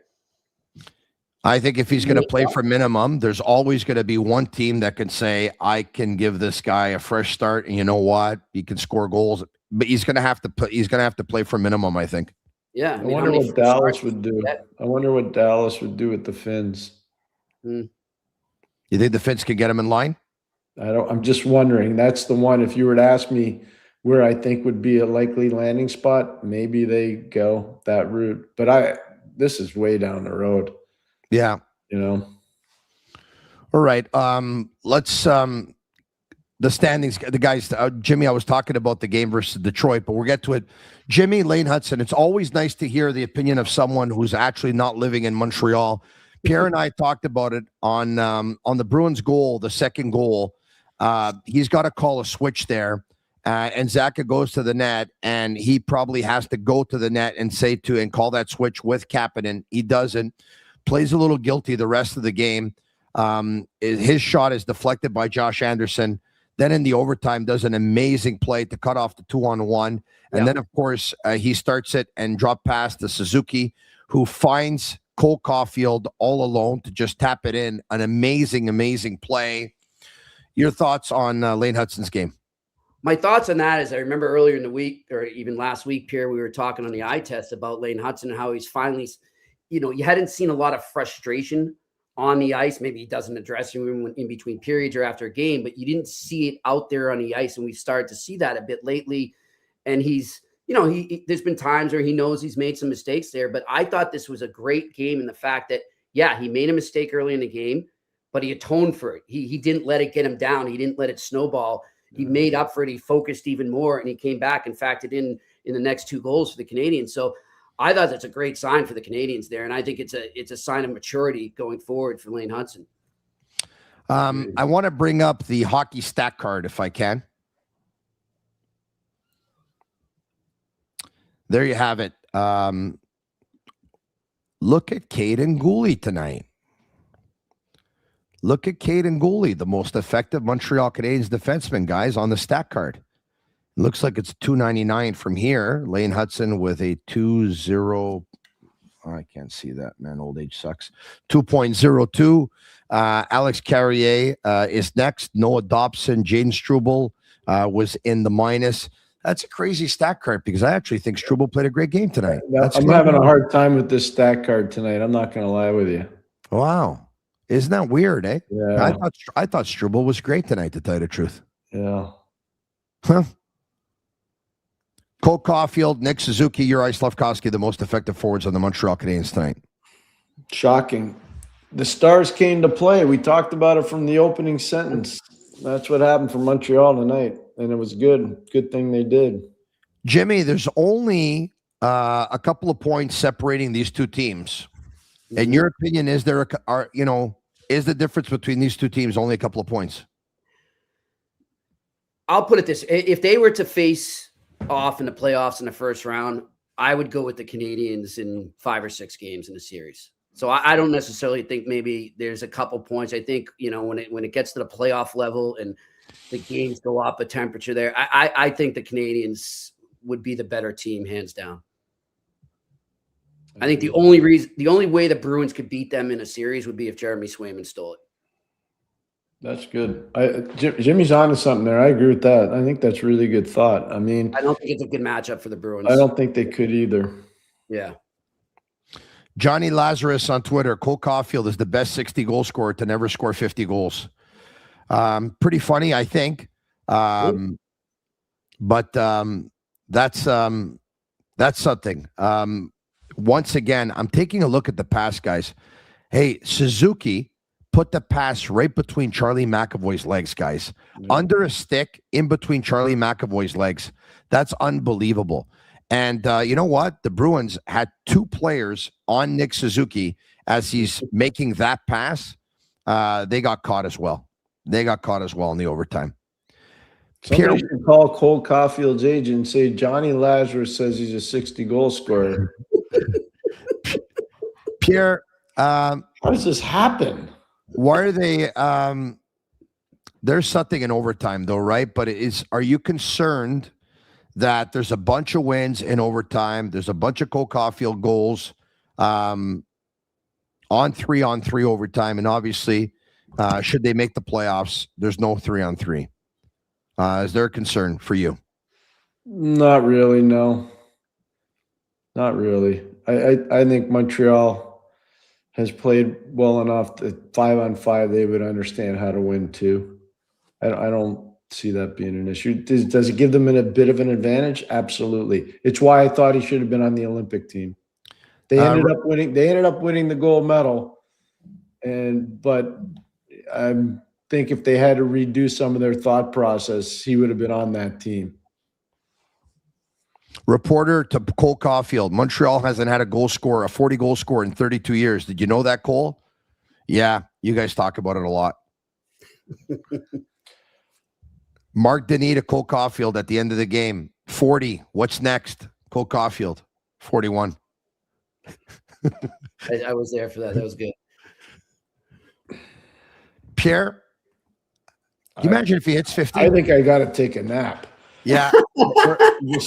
Holy mackerel. Are we like, come on. What are we doing? We're going to let you go, Pierre, but no, I don't mean it for that. I hear some of the questions. I'm like, come on. Yeah. I hear you. Be something if he hits 50, eh? I mean, last time I saw Montreal Canadiens hit 50 was obviously Stéphane Richer, who did it twice in a 3-year span. Yeah. Steph. But you know what? Steph was a very, very offensive player. He's not the type of player that you would put on the ice if you were up a goal with a defending a lead with about a minute left. I'm not suggesting that Cole Caufield is, but Pierre, Cole Caufield has made some huge strides in the last 2 years on his 200-foot game.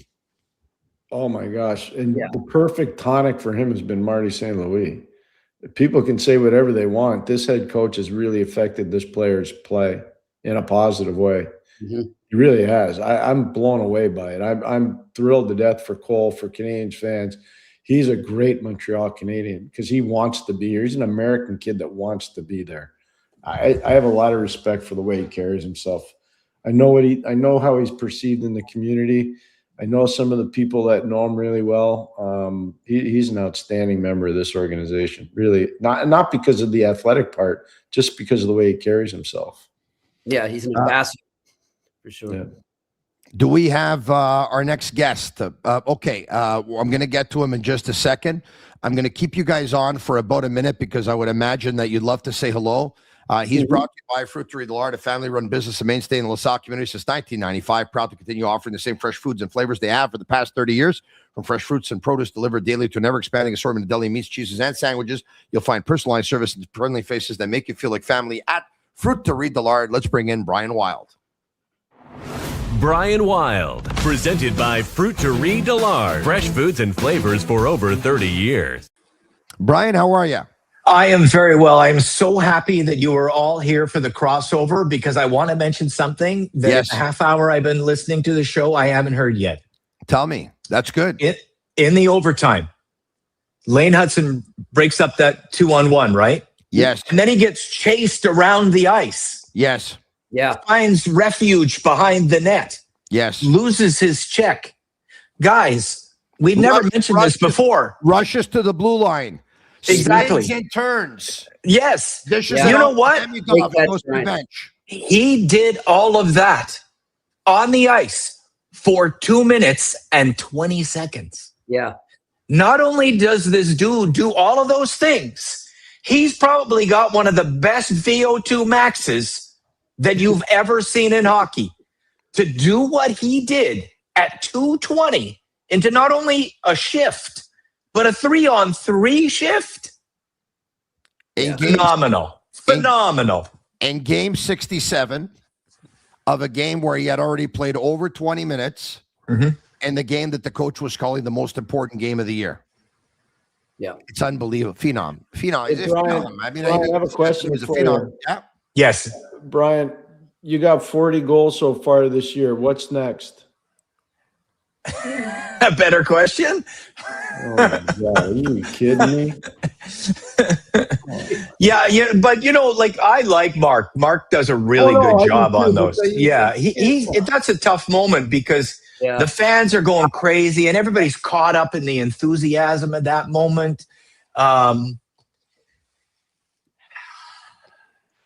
Montreal's a tough place, you know? Like there's a lot of folks. Yeah. There's a lot of folks. And maybe that's not my favorite Mark moment, but Mark's real good. And like there are some couple guys in the room that I asked Marc-Antoine, I'm not going to say the name because I'm not that kind of guy, but Marc-Antoine Gaudin and I are sitting beside each other listening to Martin St. Louis. I look over and I say, what do you think of this guy's questions overall every night? Mark looks at me and goes, he's clueless. This guy's clueless. That's pretty funny. Listen, I kind of like the question because he's expecting an answer, or he's hoping he gets an answer of 50. Yeah. Right? No, Anyway, that story wasn't about Mark, by the way. Yeah. Let's. No, I know that. Of course not. Oh, okay. Okay. So let's move on.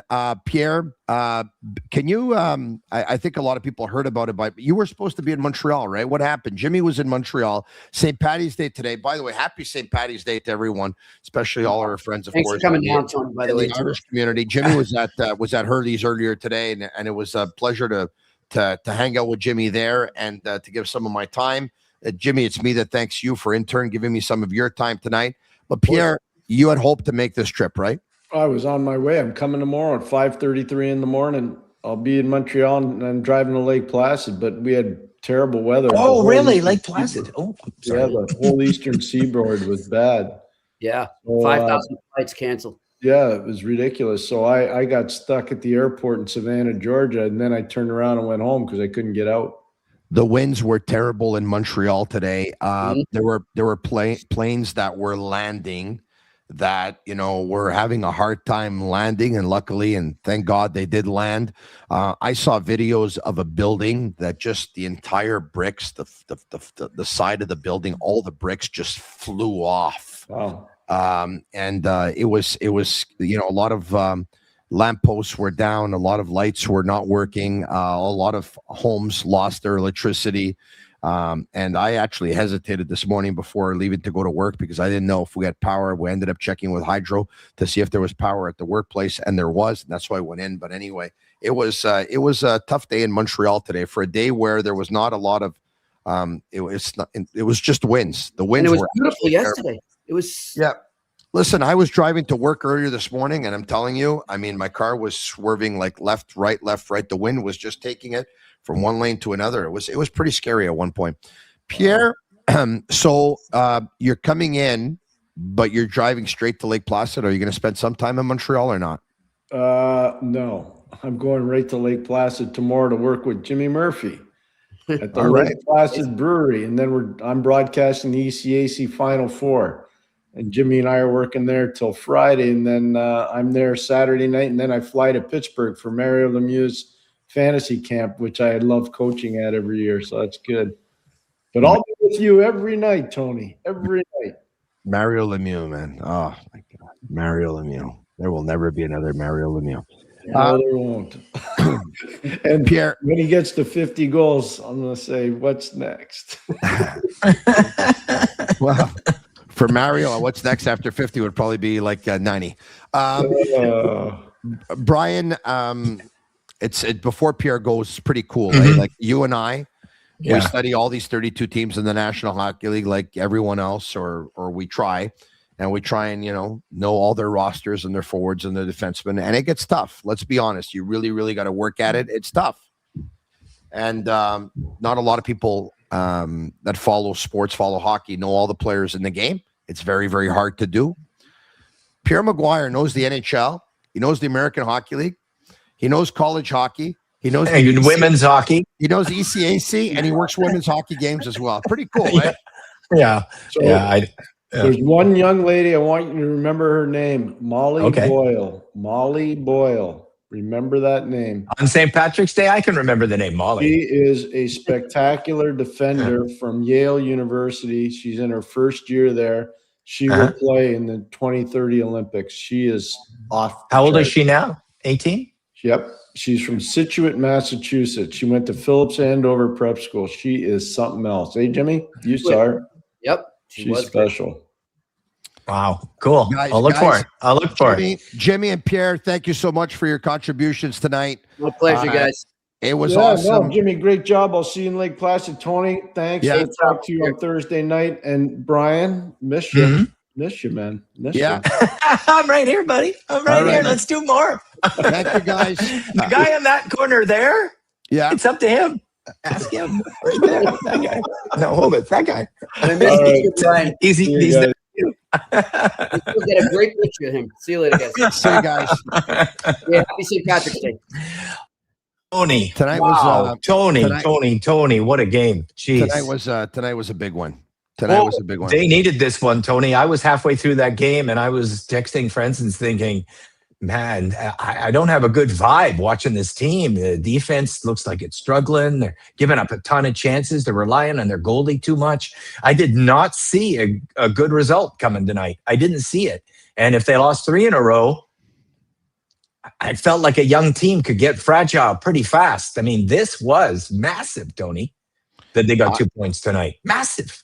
I was about to get off of, honestly, I was about to get off of social media at one point because I kept, if they don't win this game, they deserve to lose and this and that and whatever. And again, oh my God, they're going to miss the playoffs and this and that and whatever and all that stuff. It was a little bit too much.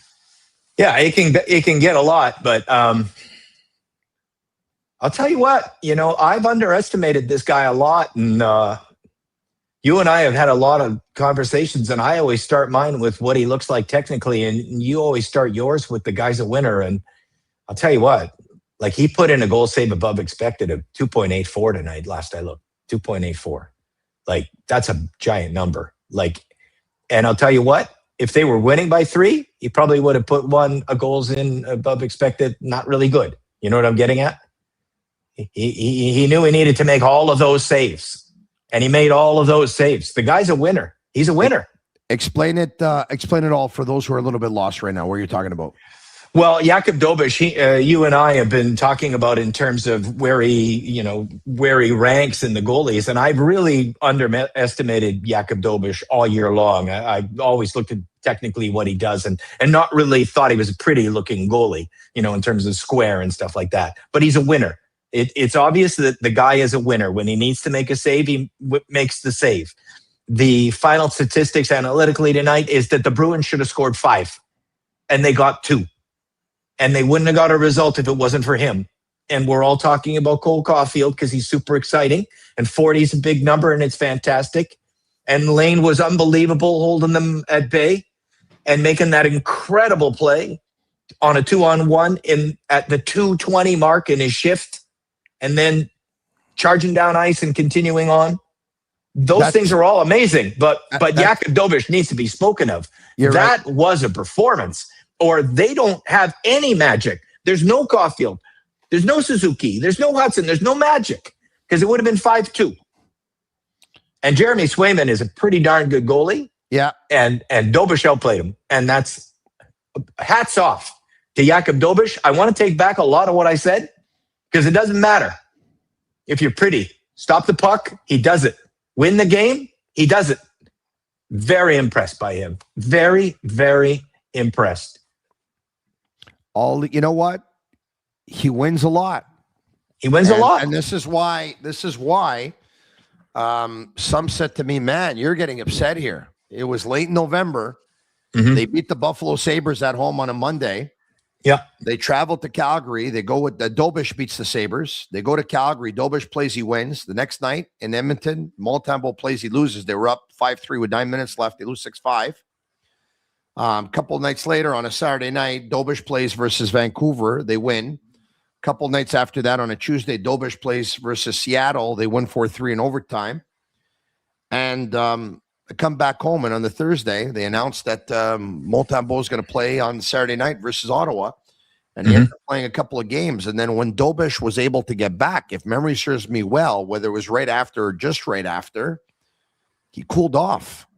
Yeah. And I'm like, you got to ride the guy who's hot. And, I had some members of the media telling me, yeah, but Montembeault and his confidence, and they owe it to him. And I said, listen, I understand, but, I mean, you got to think about a hockey team here before you start thinking about one player.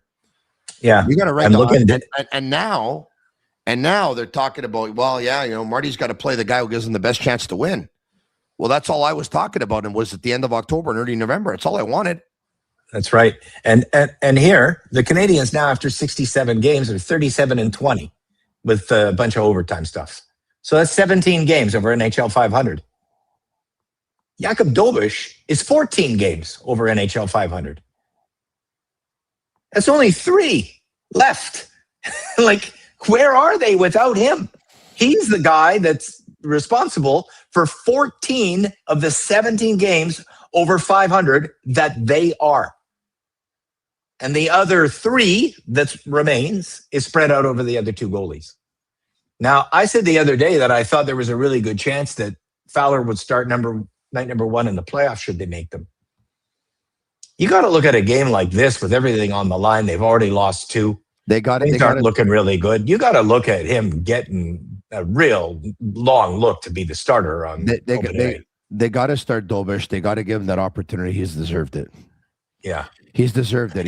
He's been doing it all season. He's been doing it since preseason. He's been doing it since September, October, November, December, January, February, March. It doesn't always look pretty. He's given up some bad goals. I get it. You got to give him the opportunity to run with it. If he drops the ball, I feel comfortable that they end up going with Jacob Fowler. And by the way, if he drops the ball, I wouldn't be surprised if Fowler picks it up and runs with it. I really wouldn't. Yeah. But, and I know, listen, Stefan Waite, and I love his opinion too. Stefan Waite says that greatness has no age. And he's not worried about, no previous experience. And he talked about a bunch of goalies that actually won the Stanley Cup without having playoff experience. Yeah. It's Montreal. It's a thing. It's a lot of pressure for a young goaltender. And if you come in relief, there's a lot less pressure. By the way, for those who missed it, Venezuela beat United States at the World Baseball Classic. Isn't that something? Yeah. Bryce Harper tied it at 2 in the 8th inning, and then Venezuela got 1 in the 9th. Wow. And Mason Miller was available in the 9th inning, and DeRosa didn't choose him. And the Whitlock gave up 1. It was pretty exciting. I watched it just now. Yeah. That's pretty cool. That's pretty cool. Good for them. All right. Okay. I got a thought about Dobes actually before we leave it. Yeah. In the room, it's very important that the head coach get the choice that the room wants, that the room feels. Like meritocracy and hierarchy, that's a balance we talk about a lot, and it's really, really tricky if you're a head coach. Sometimes the guys in the room are going to give their best response when hierarchy is chosen. Sometimes they're going to give the best response when meritocracy is chosen. In the room, I think that the guys collectively think that Dobes should be the go-to. I think they look at the season long and go, hey, why are we not going for the guy that brought us here? That's my thought. They love him. They love him. Now, they love all the goalies. Let me get that out of the way before someone says, oh, my God, you said they love him. He didn't say they love all the goalies. That's right. That's right. He's, if you take an insult by omission. If you take a look at what goes on social media, they take jabs at him. They poke fun at him. They have fun with him. And he's got a little bit of a dry humor, and they have laughs with him. They have fun with him. You know how many players have 40 goals this season? By the way, we talked about Caufield. This season? Well, McKinnon, obviously. Yeah. Is it just 2? No, there's a lot, Brian. 40? There's only 2. McKinnon and Caufield. Isn't that something? Yeah. Wow. There's only 2. Yeah. I was wondering if somebody had that was close running along with Caufield had struck 40. Who's 3? You have in front of you? No, not right now. Because 3 is 39-ish, right? Yeah, right now it's goals. McKinnon, 45. Yeah. Caufield, 40. Yeah. And 2 players are tied with 38. Kaprizov. 38. And Boldy. 38. Oh, interesting. Kaprizov and Boldy. And 2 players have 37. McDavid and Y. Johnston. And Jason Robertson has 36. And Leon Draisaitl, whose regular season is over. Yeah. He's out with an injury. They might not make the playoffs. Celebrini. They might not make the playoffs. They were in the East. They would have been eliminated long ago. They're behind like 11 teams in the East. That's crazy. Yeah. If the Edmonton Oilers don't make the playoffs, that's crazy. Well, they just lost one of the two valuable players. It's entirely possible. They're a mess, man. You know I love the Oilers, right? Yeah. They're born and raised in Edmonton. They're an absolute mess. They're in third place in the Pacific. Yeah. 5 games over NHL 500. They have 4 points more than the Kings. Yeah. And 5 points more than San Jose, who are out of a playoff spot. Yeah. The West is really bad. It's incredible. The West Go to the is really bad. Click overall and look at all of the teams in the East that are ahead of the Oilers in the playoffs in the West.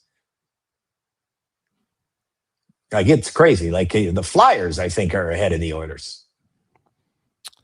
I mean, the Edmonton Oilers are 17th. Yeah. And the Flyers are actually 1 point behind the Oilers, but with 2 games in hand. So they have a better winning percentage. And the Flyers are calling it a lost season already. And man, we blew it again. That's crazy. That's crazy. I've never seen it. I've never seen such disparity. Like, always, you have just a little bit, right? Like, it's normal. But the disparity of the Canadiens fighting for their playoff lives, finishing with 102. Yeah. And out west, the guys making it with 88. Yeah, that's unheard of. That's unheard of. Your final thoughts before we call it a night, I think. My final thought on the night is that Tony, I was watching the way they were defending tonight, and I was thinking, okay, they're the 28th ranked penalty kill, and they're the 24th ranked defensive team, and I see a team running around here a lot, getting hemmed in. Mm-hmm. Leaving the zone too early. That's becoming a thing where the defensemen stay inside the blue line and watch the winger who's already bolted past at center ice, becoming a real problem. And defensively thinking, wow, they are relying on their goalie an awful lot. And this youngest team in the NHL could get fragile in a hurry. Mm-hmm. And I was not expecting a result. I kept it to myself. I didn't skeet or tweet or whatever. I just kept it to myself, but I was getting a little bit nervous about what I was seeing. And the difference between a team that succeeds and fails is when they look bad, when they're on a down, when strategically they seem down, when their cohesion seems low, when their anxiety is lifting, and they still manage to win a game somehow. That's what makes you a winning hockey team. When you're lousy, when you feel wrong, and you still come up with the goods, that means you got great talent on your team that can rise above the overall malaise that is a long season. I think tonight's result, Tony, was the miracle result of this season for me. The goalie put in a GSAE 3 above what is thought was going to happen. Lane Hutson's at the 220 mark in an overtime shift and makes a miracle play, all or nothing, lay the stick out. Cole Caufield hits 40.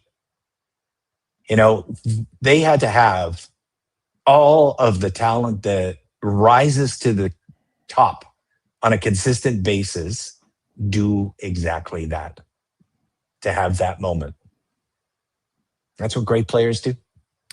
No doubt about it. I sent over something to Shane Comeau and Master Control, if you can bring it up. During the game, I was thinking the Canadiens lost on Saturday versus San Jose and lost on Sunday versus Anaheim. When was the last time they lost 3 in a row? And it happened, Brian, as you can see, on the 11th of November, they lost 5-1 on home ice. Mm-hmm. 2 nights later, they lost to Los Angeles. 2 nights later, they lost 7-0 on home ice to Dallas. Mm-hmm. 2 nights after that, they lost 3-2 on home ice to the Bruins. That could have been tonight, Brian. That's what I'm thinking about when the score is 2-2 in the third period. Right. I'm thinking about that. And the reason why I'm thinking about that, that's the last time the Canadiens lost 3 games in a row. But that skid, Brian, that 3, as you see, became 4, and 4 became 5. They lost 5 games in a row from November 11th to the 20th. And they gave up 5 goals, 7 goals, 8 goals. They gave up a ton of goals. Yeah. Look at those goal totals. That's what this felt like to me, is that it would have been 5, 7, 8, if not for the goalie. And they got the result, if not for the goalie.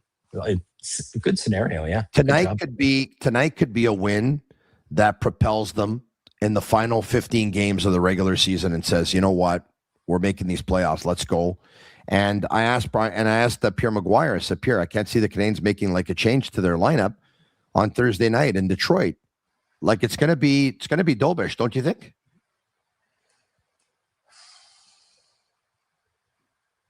You're thinking they might go Fowler, eh? Well, do they have Saturday, Sunday again, or just Saturday? They got Saturday. They host the New York Islanders. But they don't play Sunday. So it's Tuesday, Thursday, Saturday, and it's pretty calm, hey? Yeah, well, then they play the Tuesday after that versus they host Carolina. So I can see it. Thursday, they're in Detroit. Saturday, they host the Islanders. Next week, Tuesday, they host the Hurricanes. And next week, Thursday, they host the Blue Jackets. So 3, they play on the road their next game. And then after that, they have 3 straight at home. Well, they could ride Dobes then. I can see it being Dobes. And by the way, obviously, I would. Pardon me? By the way, after they play 3 straight at home, you know what's next? 5 straight on the road. Holy jumping. Yeah, but they're a good road team. I think they're actually a better road team than a home team sometimes. They forget defense when they play at home sometimes. Yeah. Like you look at what happens to a young team is when they play at home, they get caught up in all the enthusiasm. The wave is going around and round. The fans are loving the goals and the chances. And I think they get a little caught up in it. And look at their home versus road record. Usually you'll have a team with about a good team is running, 620 at home and about 500 on the road, right? They're not even close to those numbers. They actually play more organized, more efficient, concentrate on the task at hand on the road. Way better. And they get caught up in the moment at home. So 5 on the road, I don't think this team cares. I think they're better on the road. At least they play better organizationally. Look at that losing streak you just showed me from November. That was 4 home games. Yeah. And they lost going away. They were destroyed.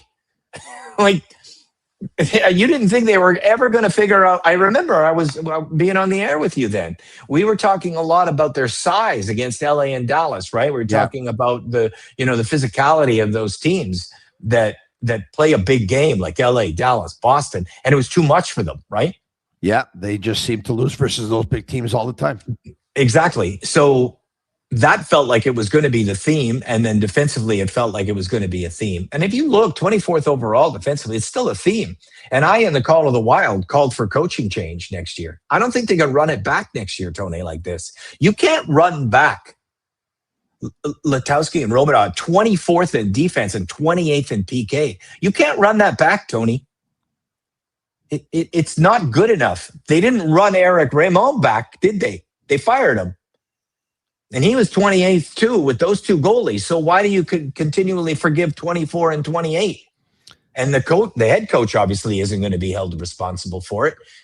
His aspect's doing pretty well. They're the second best offensive team in the league. There's 15 and they play for him. There's 15 games left in the regular season, and the way the Canadiens played down the stretch, and hopefully they make the playoffs. And if they do, can answer a lot of questions that remain unanswered. So we'll tackle that, Brian. I want to remind everyone, of course, that I'll be back tomorrow night at 10 p.m. Eastern with the Sick Podcast in English. I'll be back actually even before that at 10 a.m.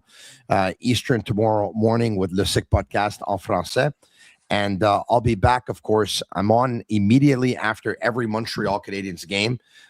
Thank you for making the Sick Podcast your number 1 Habs postgame show. The street is starting to get pretty busy. Everyone wants to be on the street. But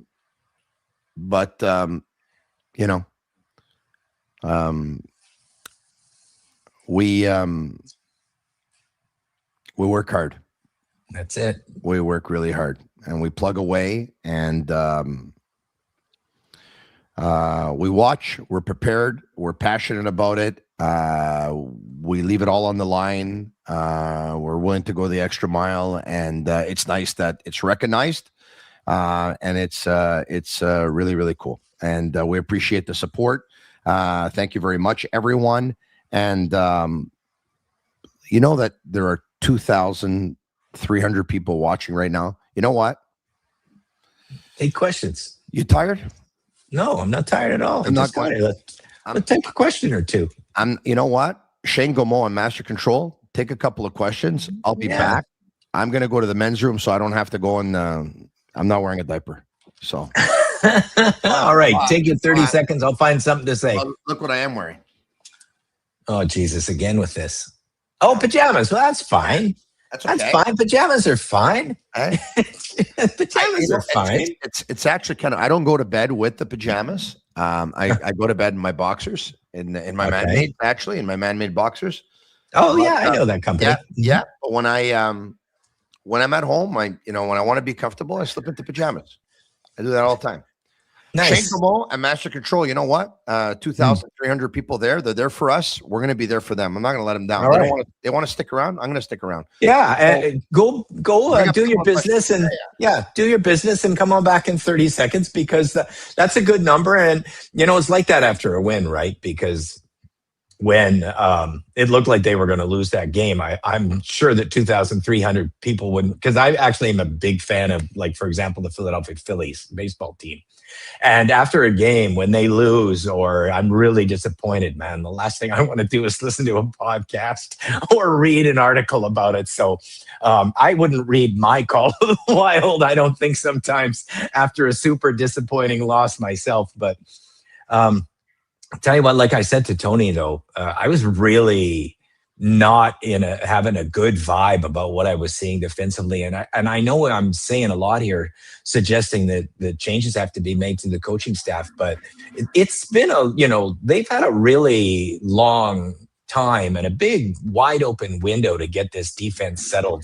And it's not improving. And I don't think it's systems or, manpower as much as just the commitment that Chris Pronger talked about the other night. I mean, Pronger was sensational. And the thing that stuck with me the most was you have to be committed to defense. You have to be consistent in your effort. You got to be on the correct side of the puck. And it's not always pretty. And I think sometimes at home, Tony, they forget that it's not going to be pretty. It's going to be ugly. And you got to play a little bit ugly every now and then, especially when you're up by one. If you've been entertaining for 55 minutes and built a 4-3 lead, it's okay. You don't have to be entertaining anymore. Draw it back. You get everybody back. Play a 1-2-2. Make sure you seal the game with the right attitude. The right energy, being on the correct side of the puck. And they'll put more wins on the board and everybody will leave the game a lot happier than allowing like a league leading, I think, 11 5-on-6 goals. Yeah. So, I mean, they have a little issue there. I don't think it's gigantic. I obviously believe they need one more right-sided D. Yeah, for sure. I'm surprised he hasn't been called up yet, Reinbacher. I think it's coming. People are whispering, and I don't follow the salary cap like that very much, but people are whispering that it could have happened short. Technically, it could have happened as of yesterday. Oh, okay. So technically, they got the money now, right? So then with each and every passing day, you actually end up saving some more money on the salary cap where you can pull it off. So, but the thing is, you have to ask yourself too: is that would they have made a move like that? Obviously, in one of their two biggest games of the year. I mean, these are big games coming. They're all big now, though, right? There's a lot of them that are big now. I mean, the Canadiens play. So once again, they're in Detroit on Thursday. They host the New York. So that's huge. 4-point. Find an easy one. They host. You got it in front of you. Find an easy one. The easiest take is in the league right now. It's Florida Panthers. Saturday the 28th in Nashville versus the Predators. Okay, I think 11 days. Right? Yeah. That's a long time, 11 days. Hell, Michael Hage, if they don't succeed in the playoffs, Michigan, he arrives on the 29th. Yeah. 10 days from now, the 28th, they're in Nashville. But the next night on the 29th, they're going to be in Carolina. Canadian schedule is not going to be easy. And then 2 nights after, they're going to be in Tampa. They're going to be playing that game in Tampa is going to be their 3rd game in 4 nights. It's going to be their 4th game in 6 nights. It's going to be their 5th game in 8 nights. Can you imagine? They'll play on the 24th, they're going to play Carolina. On the 26th, they're going to play Columbus. On the 28th, they're going to be in Nashville. On the 29th, they're going to be in Carolina. And on the 31st, they're going to be in Tampa. 3 and 4, 4 and 6. That's a lot, man. 5 and 8. That's a lot. That's 3 a lot. and 4, 5 4 and and 8. 6, 5 and 8. That's crazy. That's a lot. But everybody's doing it. But you got to hope, you got to cross your fingers that players don't get hurt. And they're big games. So you want to play your best players because you want to pick up the wins. But, man, you got to manage the ice time of those players. You have to manage the ice time of those players. I wish the NHL would adopt a different attitude. And I think Martin St. Louis is going to be one of the first head coaches that does it and adopts more of a game management attitude, especially when he's got such a long bench. He really does. Yeah. Like even Samuel Blais. Even if you ran so out of bodies that you brought him up, he'd give you NHL minutes. It's a good hockey player. But you have Joe Valeno's dying to play. Yeah, you got 5 call-ups between now and the end of the year, right? So you have to be very certain of how you use those, right? And they already called it Fowler, so they got 4. Can I ask you a question about the cap? I'm not always the smartest on the cap.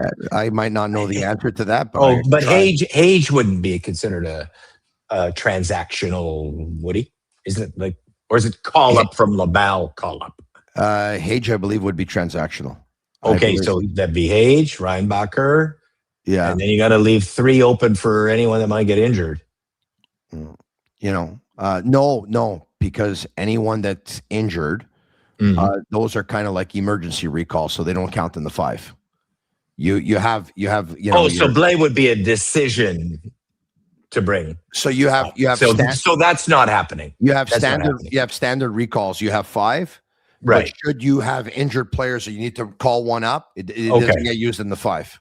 Oh, okay. Well, then that's not happening. I mean, when I say that Samuel Blais, I'm just saying you got a really long bench, and if you have some injuries, he's a guy you can call up and you still got NHL minutes. Hage is being signed, so he's not being called up.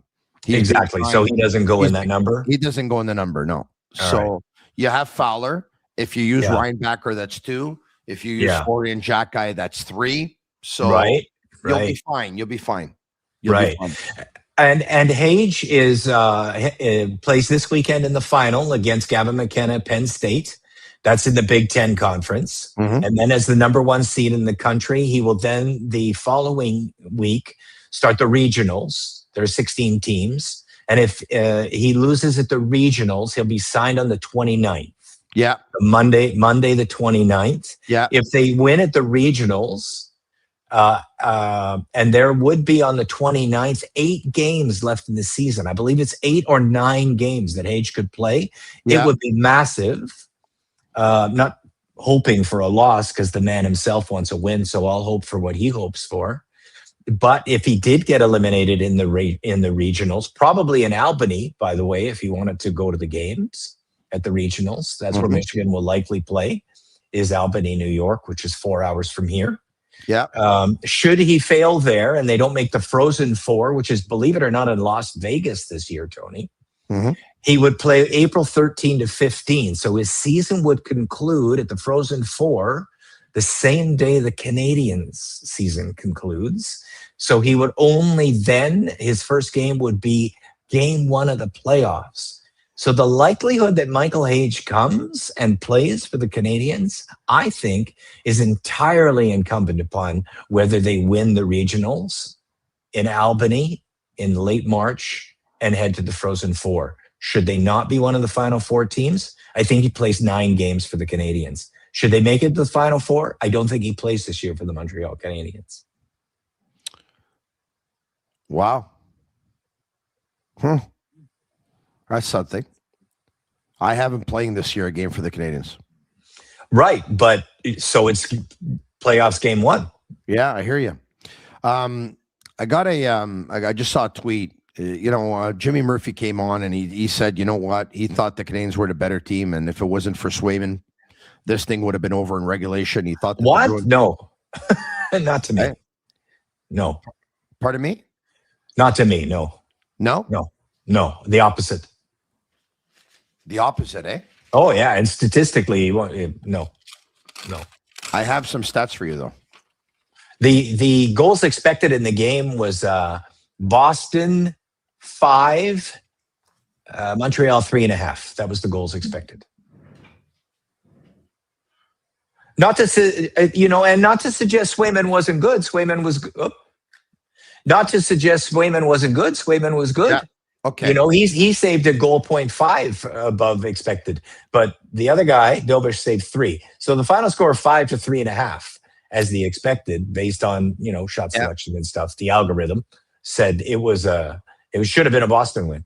I got something. Jeremy Swayman tagged for 14 high danger shots tonight per natural stat trick. All 3 goals against were on high danger shots, facing 8.45 high danger shots per game, 5th most in the NHL. Only 3 goalies making more high danger saves per 60 than Swayman. Wow. It's a shooting gallery every night against them, says Ty Anderson. Interesting tweet. Yeah, no, absolutely. Absolutely. I'm not saying that Montreal didn't get their chances. They obviously got a lot of chances. And he was strong. Like I finished saying, he was a goal and a half above expected. He had a strong night.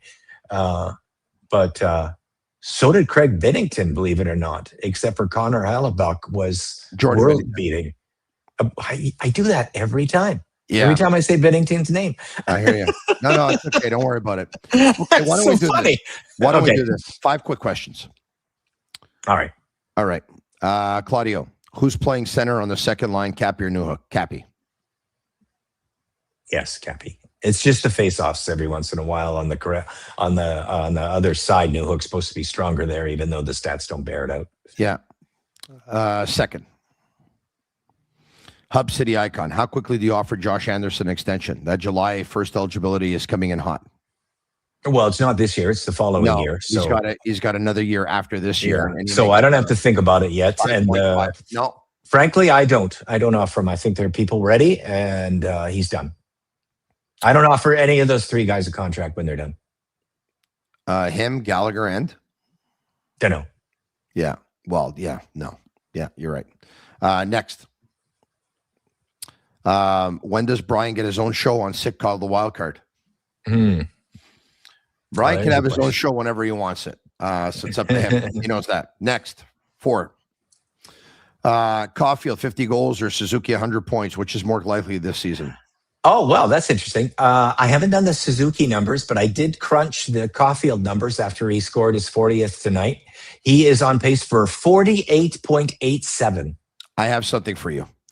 Yes. Suzuki would need 20 points in his last 15. 20 in his 15. That would be approximately his pace. Okay. So, that's an awesome question because... Do you know how many he has in his last 15? This close. Do you know how many he has points in his last 15 games? 15 games? I would say 22. 21. So if he does in the next 15 what he did in the last 15, he's going to hit it. Last question. He's going to hit it. Yeah, hold it. Can I talk 1 second about that? I always like to talk about the 100 goal line, and the last one was the Stanley Cup champion 93 team of Muller, Bellows, and Danfus. Yeah. Since they've been reunited, they have 13 goals in 7 games. 13 in 7, the line. And 100 is amazing. The top line each year runs about 120, 125.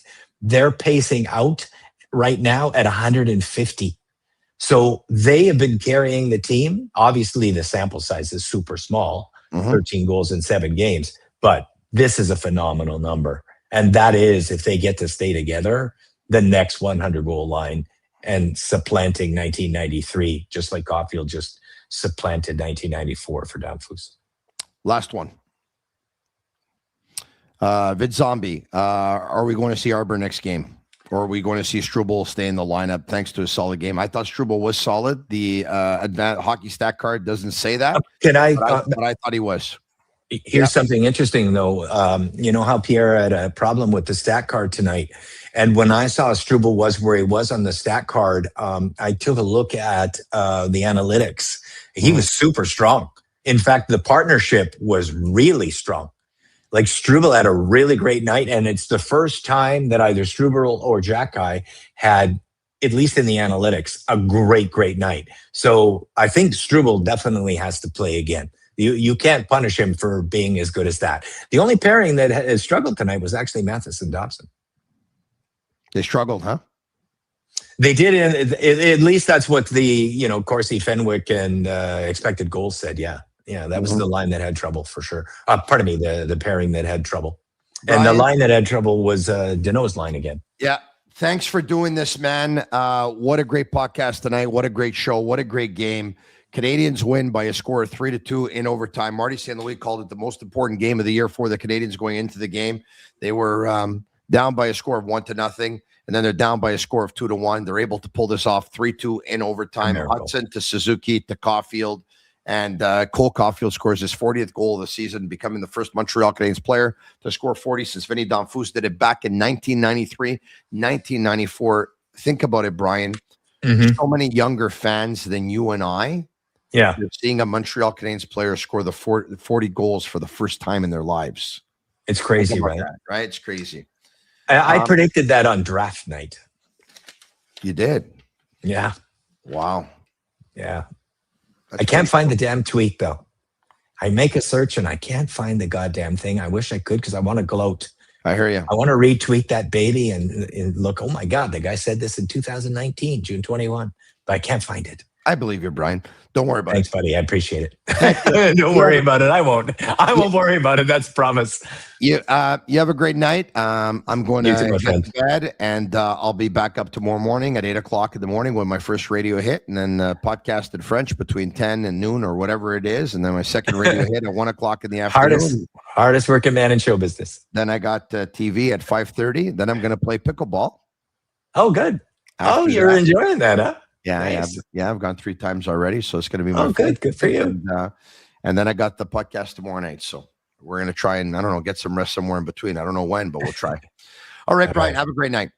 For Shane Gomel and Master Control, I want to thank each and every one of you. Still, again, like over 2,000 strong on YouTube. You're absolutely unbelievable. I love you very, very much. And real recognizes real, I think. And thanks for your support. Because I can't do it without you. Thank you. And we'll be back. And don't forget, I'm going to be back after every Montreal Canadiens game, immediately after every Montreal Canadiens game. So we'll tackle Thursday night's game versus the Detroit Red Wings first. And then after that, I can tell you that on Saturday night, I'm going to be watching the Canadiens and the New York Islanders at Cafe Milano on Brunswick Street in Point Claire on the West Island. So I'm going to watch the game there. And so come by, have a sandwich, have a steak salad or a chicken salad, have a latte, have a hot chocolate, have whatever you want. Hang out with me, watch the game. If you're a regular on the Sick Podcast or the Sick Podcast, following us on YouTube, on Facebook, or on Twitter or whatever, and you're part of the chat, and we haven't met, I know I'd love to meet you. So come by and say hello. And I'll be watching the game there. And immediately after the game is over, I'm going on with the Sick Podcast, of course, the Habs postgame show. But until then, I'll be back tomorrow morning en français at 10 o'clock in the morning. And then I'll be back tomorrow night in English at 10 p.m. And then we do it all over again. That's it. We do it. Keep on doing it all over again. 10 a.m. and 10 p.m. Your one-stop shop. Thanks for watching. Thanks for supporting. Canadians win by a score of 3-2 in overtime on a goal by Cole Caufield, his 40th goal of the season. They beat the Bruins, and now their lead over the Boston Bruins is 2 points up on the Bruins with 1 game in hand. And they're 2 points up on the Detroit Red Wings with a couple of games in hand. So it's all pretty good. Canadians are in a good spot. Still tight. There's no doubt. Actually 1 game in hand on the Red Wings. So they got 1 game in hand on the Red Wings. So the Canadians have 84. The Bruins have 82. The Canadians have a game in hand. And the Canadians and the Red Wings have 82, and the Canadians have a game in hand. So this is the big game to win. Very, very big. And an even bigger one now comes Thursday when the Canadians visit the Red Wings in Detroit. À demain matin, tomorrow morning. Thank you. Good night. Love you. Habs win 3-2 in overtime. And that's a wrap. Hope you don't miss us too much until next time. Follow The Sick Podcast with Tony Marinaro on YouTube, Instagram, Facebook, Google Play, and Apple Podcasts. The Sick Podcast is brought to you by Energy Transportation Group, driven to be different. LaBita.tb, embrace your true nature. And Playground, your premier gaming destination.